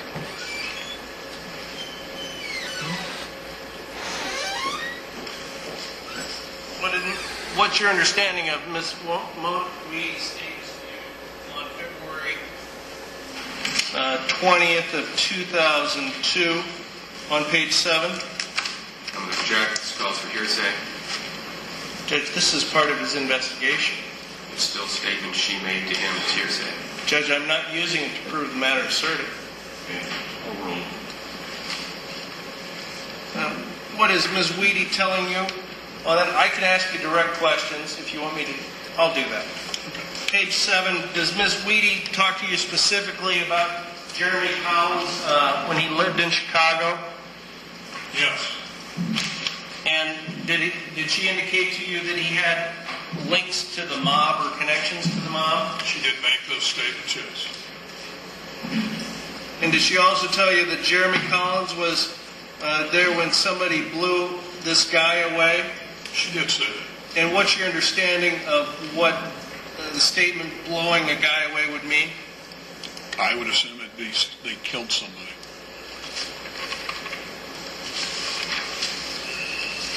And did Mona Weedy ever make statements to you specifically about seeing bruises on Jeremy Collins' hands? I don't recall it, but she may have.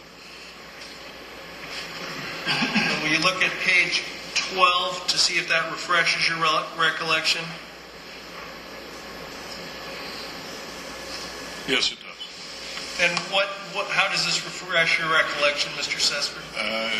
She did mention that when she met with Jeremy Collins at one point that he had said that he'd done something stupid and his knuckles were skinned.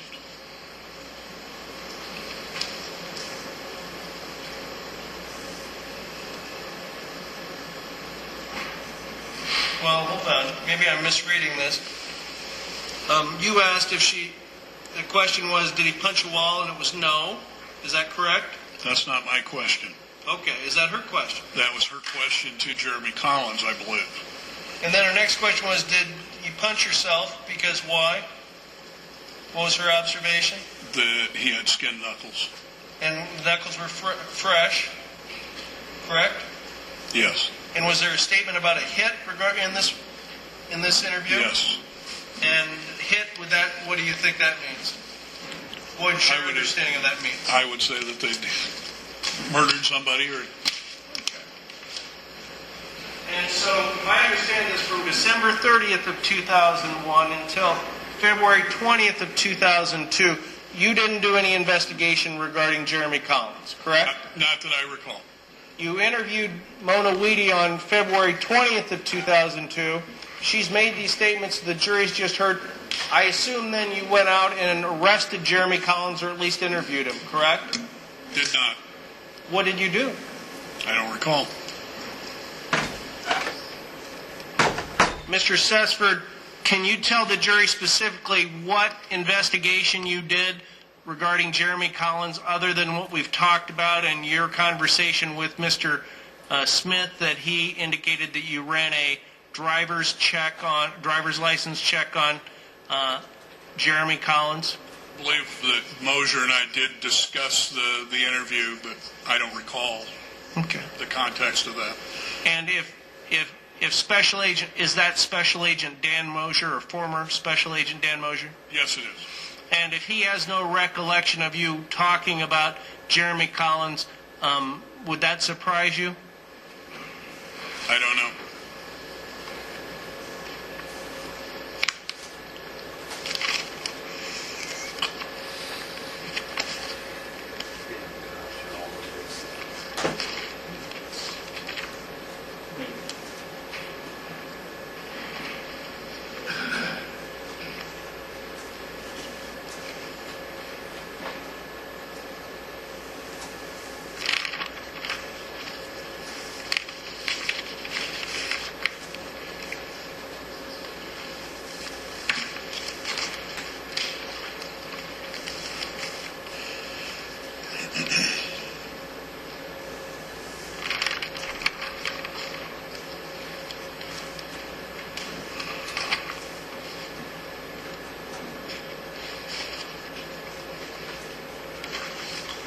I want to go back to within 24 hours of the shooting.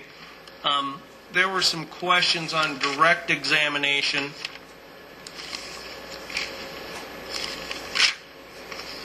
And you indicated that Tracy Richter, you were asked specifically if she ever lost consciousness, and I believe your testimony was there were gaps in her memory, correct? I believe that's what she told me, yes. You would agree, sir, that Tracy Richter told you at one point she remembers sort of coming to and getting up off of the ground after the first struggle? Yes. Okay. And that is when she went towards the two intruders by Bert's room? I'm not sure. I can't recall.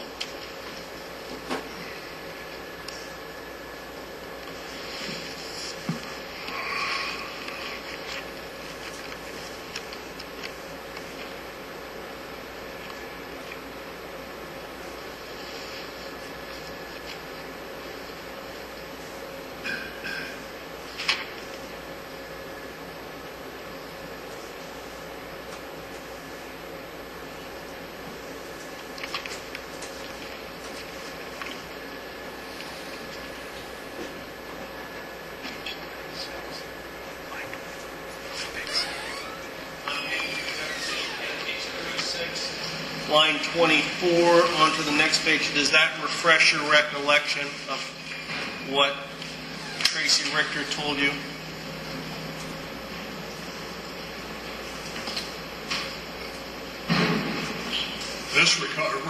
Yes, I do recall this, but that's not what you asked me. Okay, well, did Ms. Richter tell you that she sort of came to and got up off of the floor?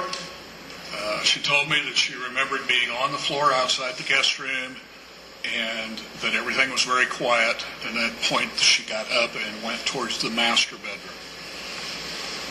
And did the intruders then come after her? I believe they did. And when you first met Tracy Richter, we've shown the photographs. What was her condition? Was she shaken? I mean, was she distraught? She appeared to be, yes. And were Bert Pittman's statements to you consistent with the statements that Tracy Richter provided to you? As I recall, they were reasonably close.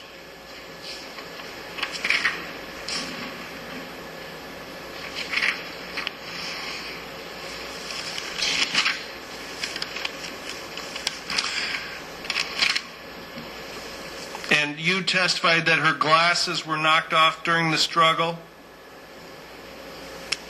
That's what she told me, yes. And when there was a reference to the second intruder, back up. You testified earlier that Tracy tried to fire. She told you she fired over her right shoulder That's correct. initially. Yes. And you'd agree, sir, that she also told you after that she turned and got on her knees and fired, correct? Yes, but your demonstration was your left shoulder, not your right shoulder. So. That could be. Okay. That's fine. I'm sorry, I went the wrong way. Okay. But you would agree she then told you she got on her knees and fired. Yes. And you have been in that master bedroom of the Roberts residence. Is it a smaller bedroom or is it a larger bedroom? I was in there very briefly, but I would say it's a smaller bedroom, yes. And that was a poorly asked question. Can you give the jury an idea of the basic dimensions of that master bedroom? Not really. Best guess? It was chopped up, so there was little stub walls here and there, and then there were dressers there. I really don't. I'm sure there's a crime scene diagram somewhere.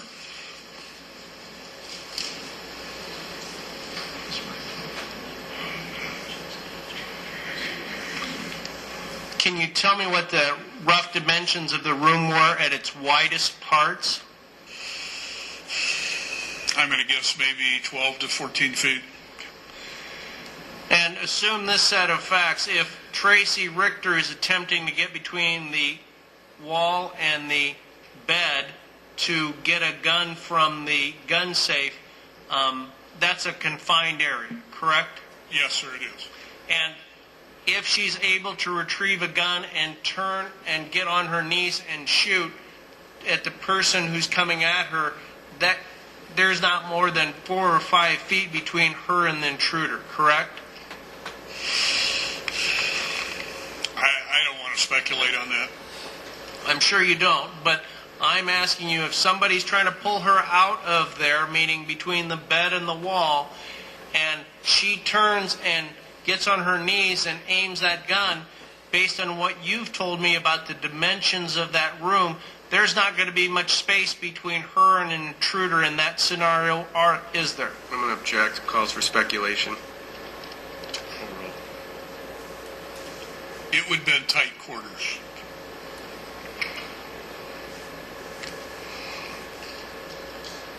And when you testified that she did nothing when she saw the second intruder, you would agree in the master bedroom there's an interior door that leads from one room to another, correct?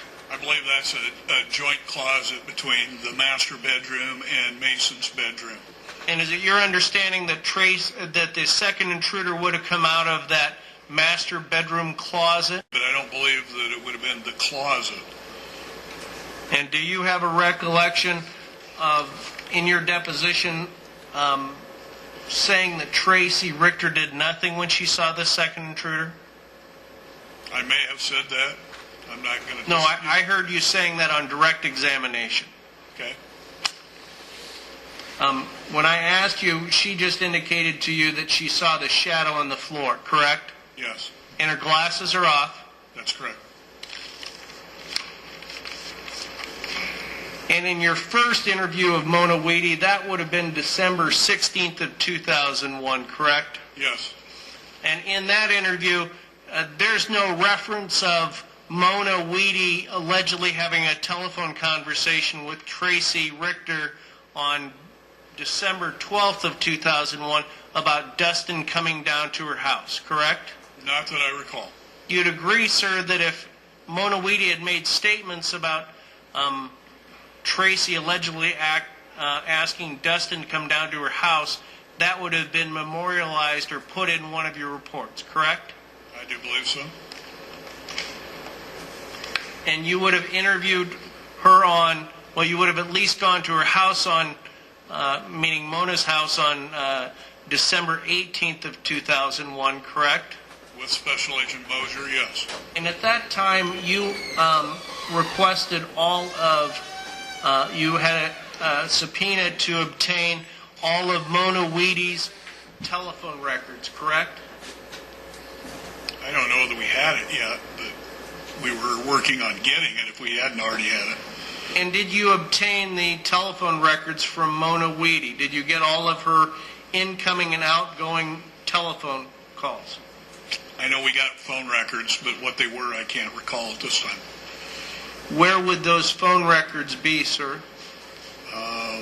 The last time I recall, they would have been in the file at the sheriff's office. I don't know what would happen to them after that.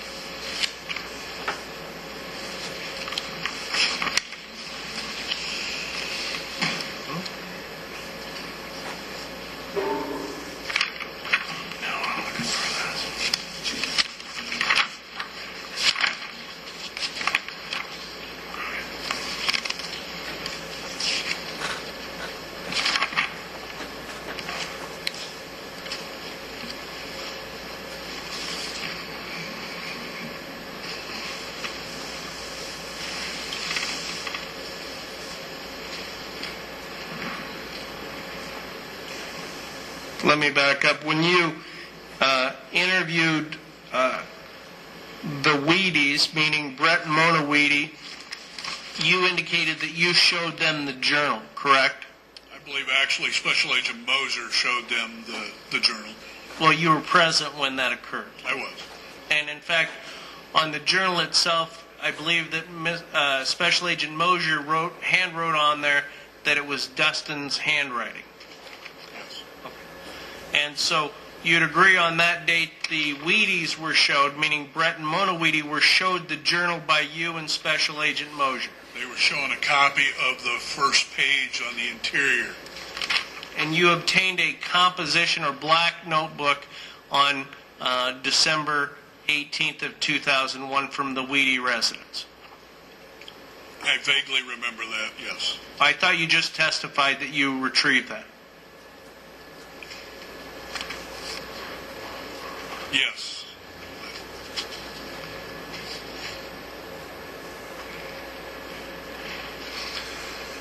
You testified on direct examination that the Roberts, meaning Tracy, then Roberts, and Michael Roberts with their children left, I believe, on December 19th of 2001, so 3 or 4 days after the shooting. That's correct.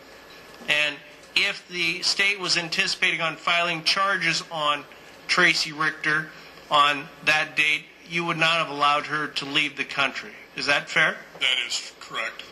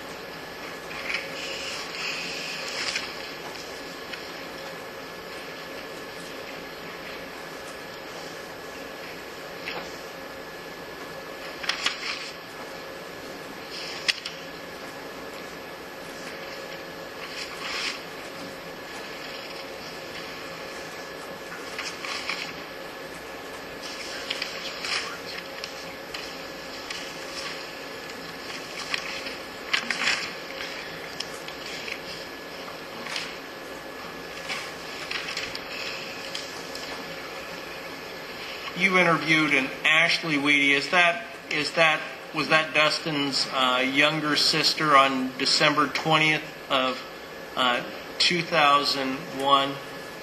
Yes. And would you agree with me, sir, at that time that Ashley Weedy didn't make any reference to Tracy allegedly calling and contacting Ashley and telling her that she wanted Dustin to come down and make any photocopying? I don't recall. Your Honor, I'm going to object. Again, this is hearsay.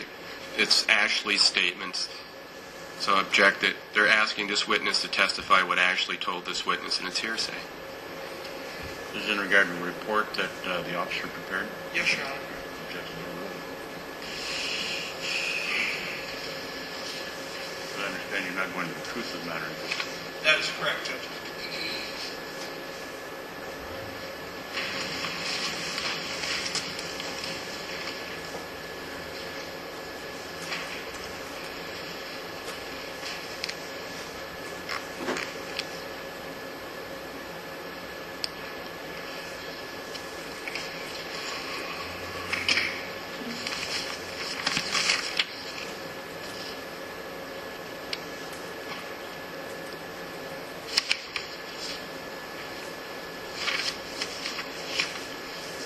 Could you repeat the question, please? Can you read it back to him, please, Jody?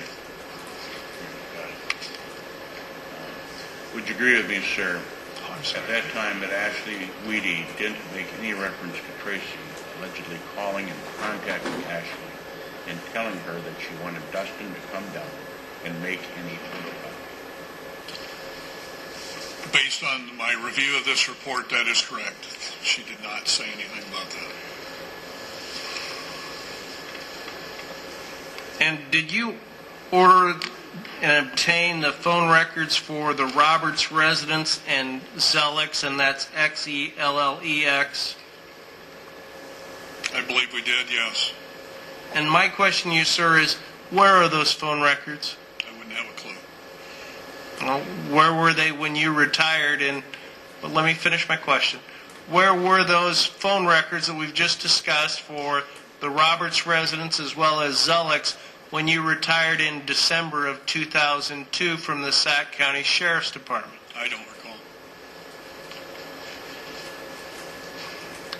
Would you agree at one time you received the records from Roberts and Zellex, and in going over them you compared them with a contact list provided by the Roberts? Yes.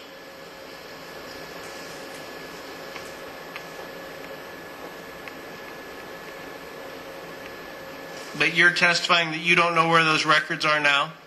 I do not.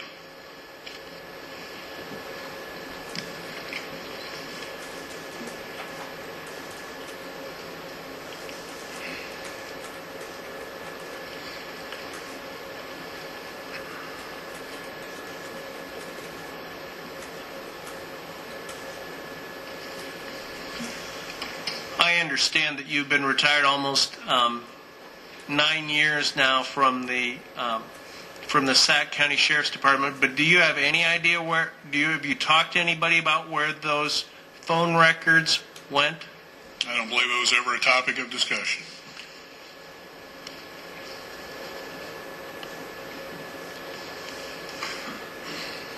Michael Roberts was allowed in the Roberts residence within 24 hours of the shooting occurring, correct? Once the crime scene personnel were done and felt that they had all the evidence collected that they needed, yes, he was the home was released to him. And Michael Roberts found the additional bullet that Mr. Hammerhand was just showing you. He found that within an hour of you releasing the residence to him, correct? Yes, that is correct. I'm sorry. Before he answers it, just so it's clear for the record, I believe he said bullet. It was actually shell casing. I apologize for misspeaking. Does your answer change if the question is that the bullet casing was found and he provided that to you within an hour of him returning to his residence? My answer does not change. It is correct. My understanding is you did not retrieve or obtain Dustin Weedy's hard drive until November 15th of 2002. Is that correct? I don't believe Dustin had a computer.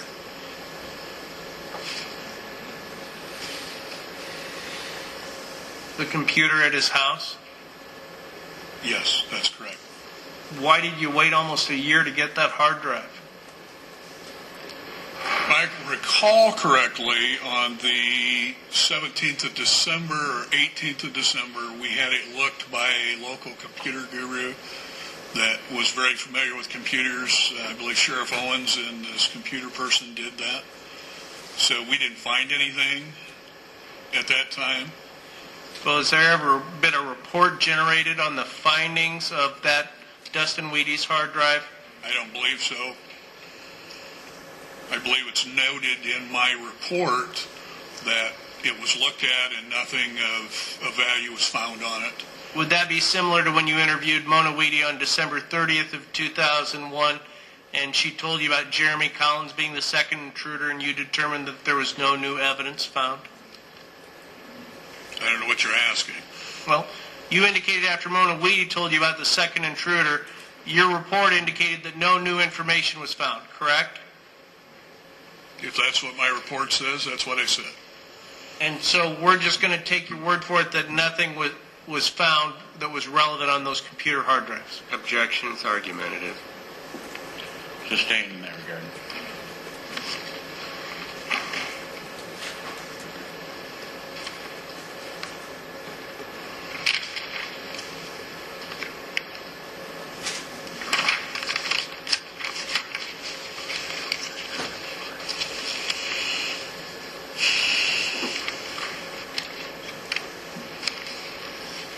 The document identified as the journal, the pink notebook, did you review each page of that document? The copies thereof, yes.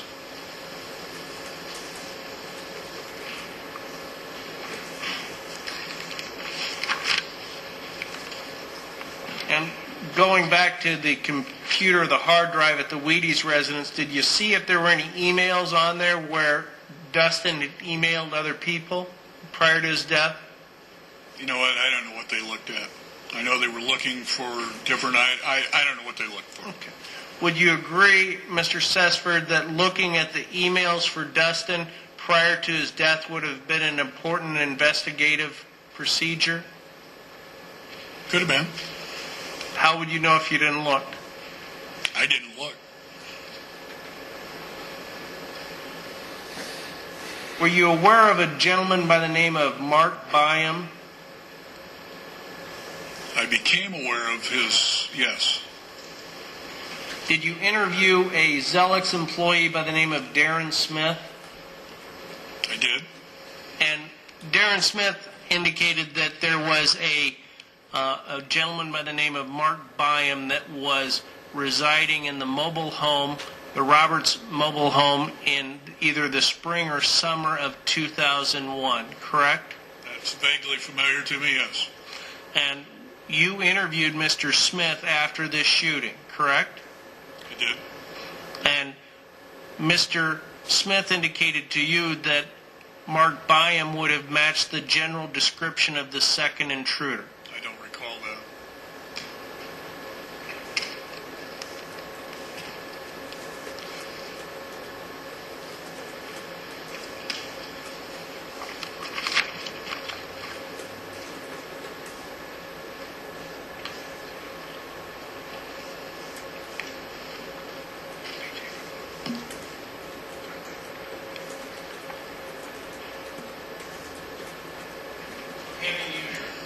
Your deposition, page 89, line 1. I'll read the question.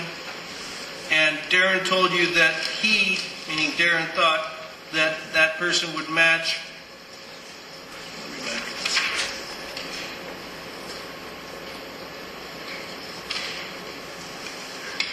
Thank you. And when asked for a description, I'll read the question. All right, and was Mark about 5'10", tall, skinny, 35 to 36 years old with black wavy hair. What was your answer? I answered yes. And Darren would have told you that he thought that he would match, or that he looked at his wife and then said that the guy would match the second intruder? My answer was I do remember that. And then you would have at least looked at Buena Vista University to determine if a Mark Byam was still there, correct? I did. And your understanding was that Mark Byam at least had been a friend of Michael Roberts? I don't remember. Without reviewing that interview or the report of my interview, I don't remember. Did you do any investigation or ask any law enforcement to interview Mark Byam, who lived in Australia? I don't recall.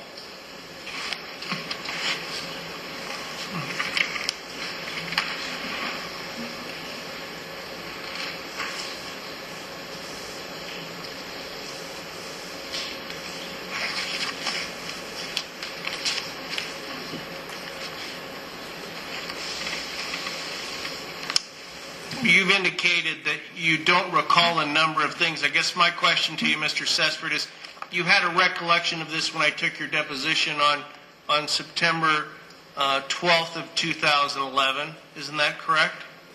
I believe you gave me something to refresh my memory on. But you recalled it after having your memory refreshed? Yes, And you don't recall now? I do not.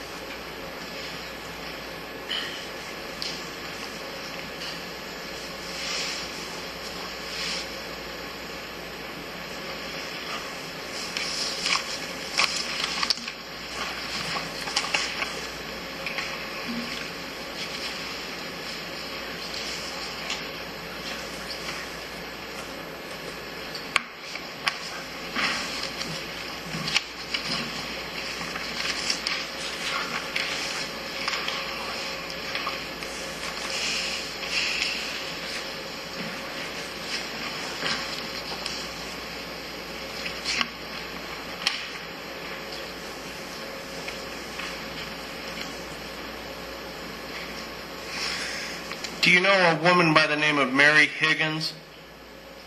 I do. And did you interview her on December 26th of 2001? I believe I might have.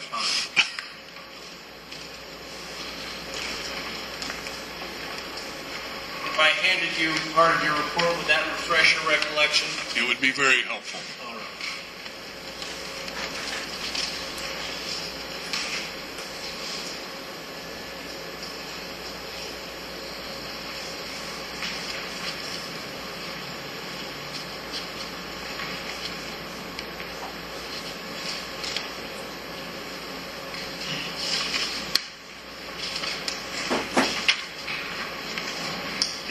refresh your recollection of your conversation with Mary Higgins on December 26th of 2001? It does. And in that interview, where did that occur? I believe it was at Mary's home. And how long approximately did the interview take? I don't recall. And did you memorialize everything that Mary Higgins would have told you that you believed was relevant? I did. Was there any reference in that December 26th of 2001 interview where Mary Higgins makes any reference to a journal? No, she does not. Okay. And did you also interview Mary Higgins on April 8th of 2002? Sounds close. Would that refresh your recollection if I Thank you. provided you the report?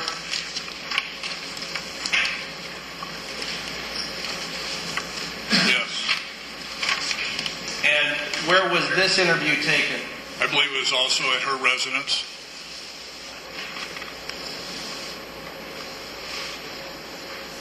And you would have a recollection of how long that interview would have occurred? I don't. Did Mary Higgins at that time make any reference to a journal regarding Dustin? She did not. And if she had, would have it been memorialized in your report? It would have. You know a woman by the name of Robin Paget? I do. And who's Robin Paget? Robin is the owner of Crossroads Restaurant in Early, Iowa. And you were referring to Crossroads earlier, correct? That's correct. And did you have an interview with Robin Paget? If you say so. I just asked a question, sir. I don't recall. Given the fact that I interviewed all the businesses that would have been open and all their employees that would have been there, I probably did have an interview with Robin.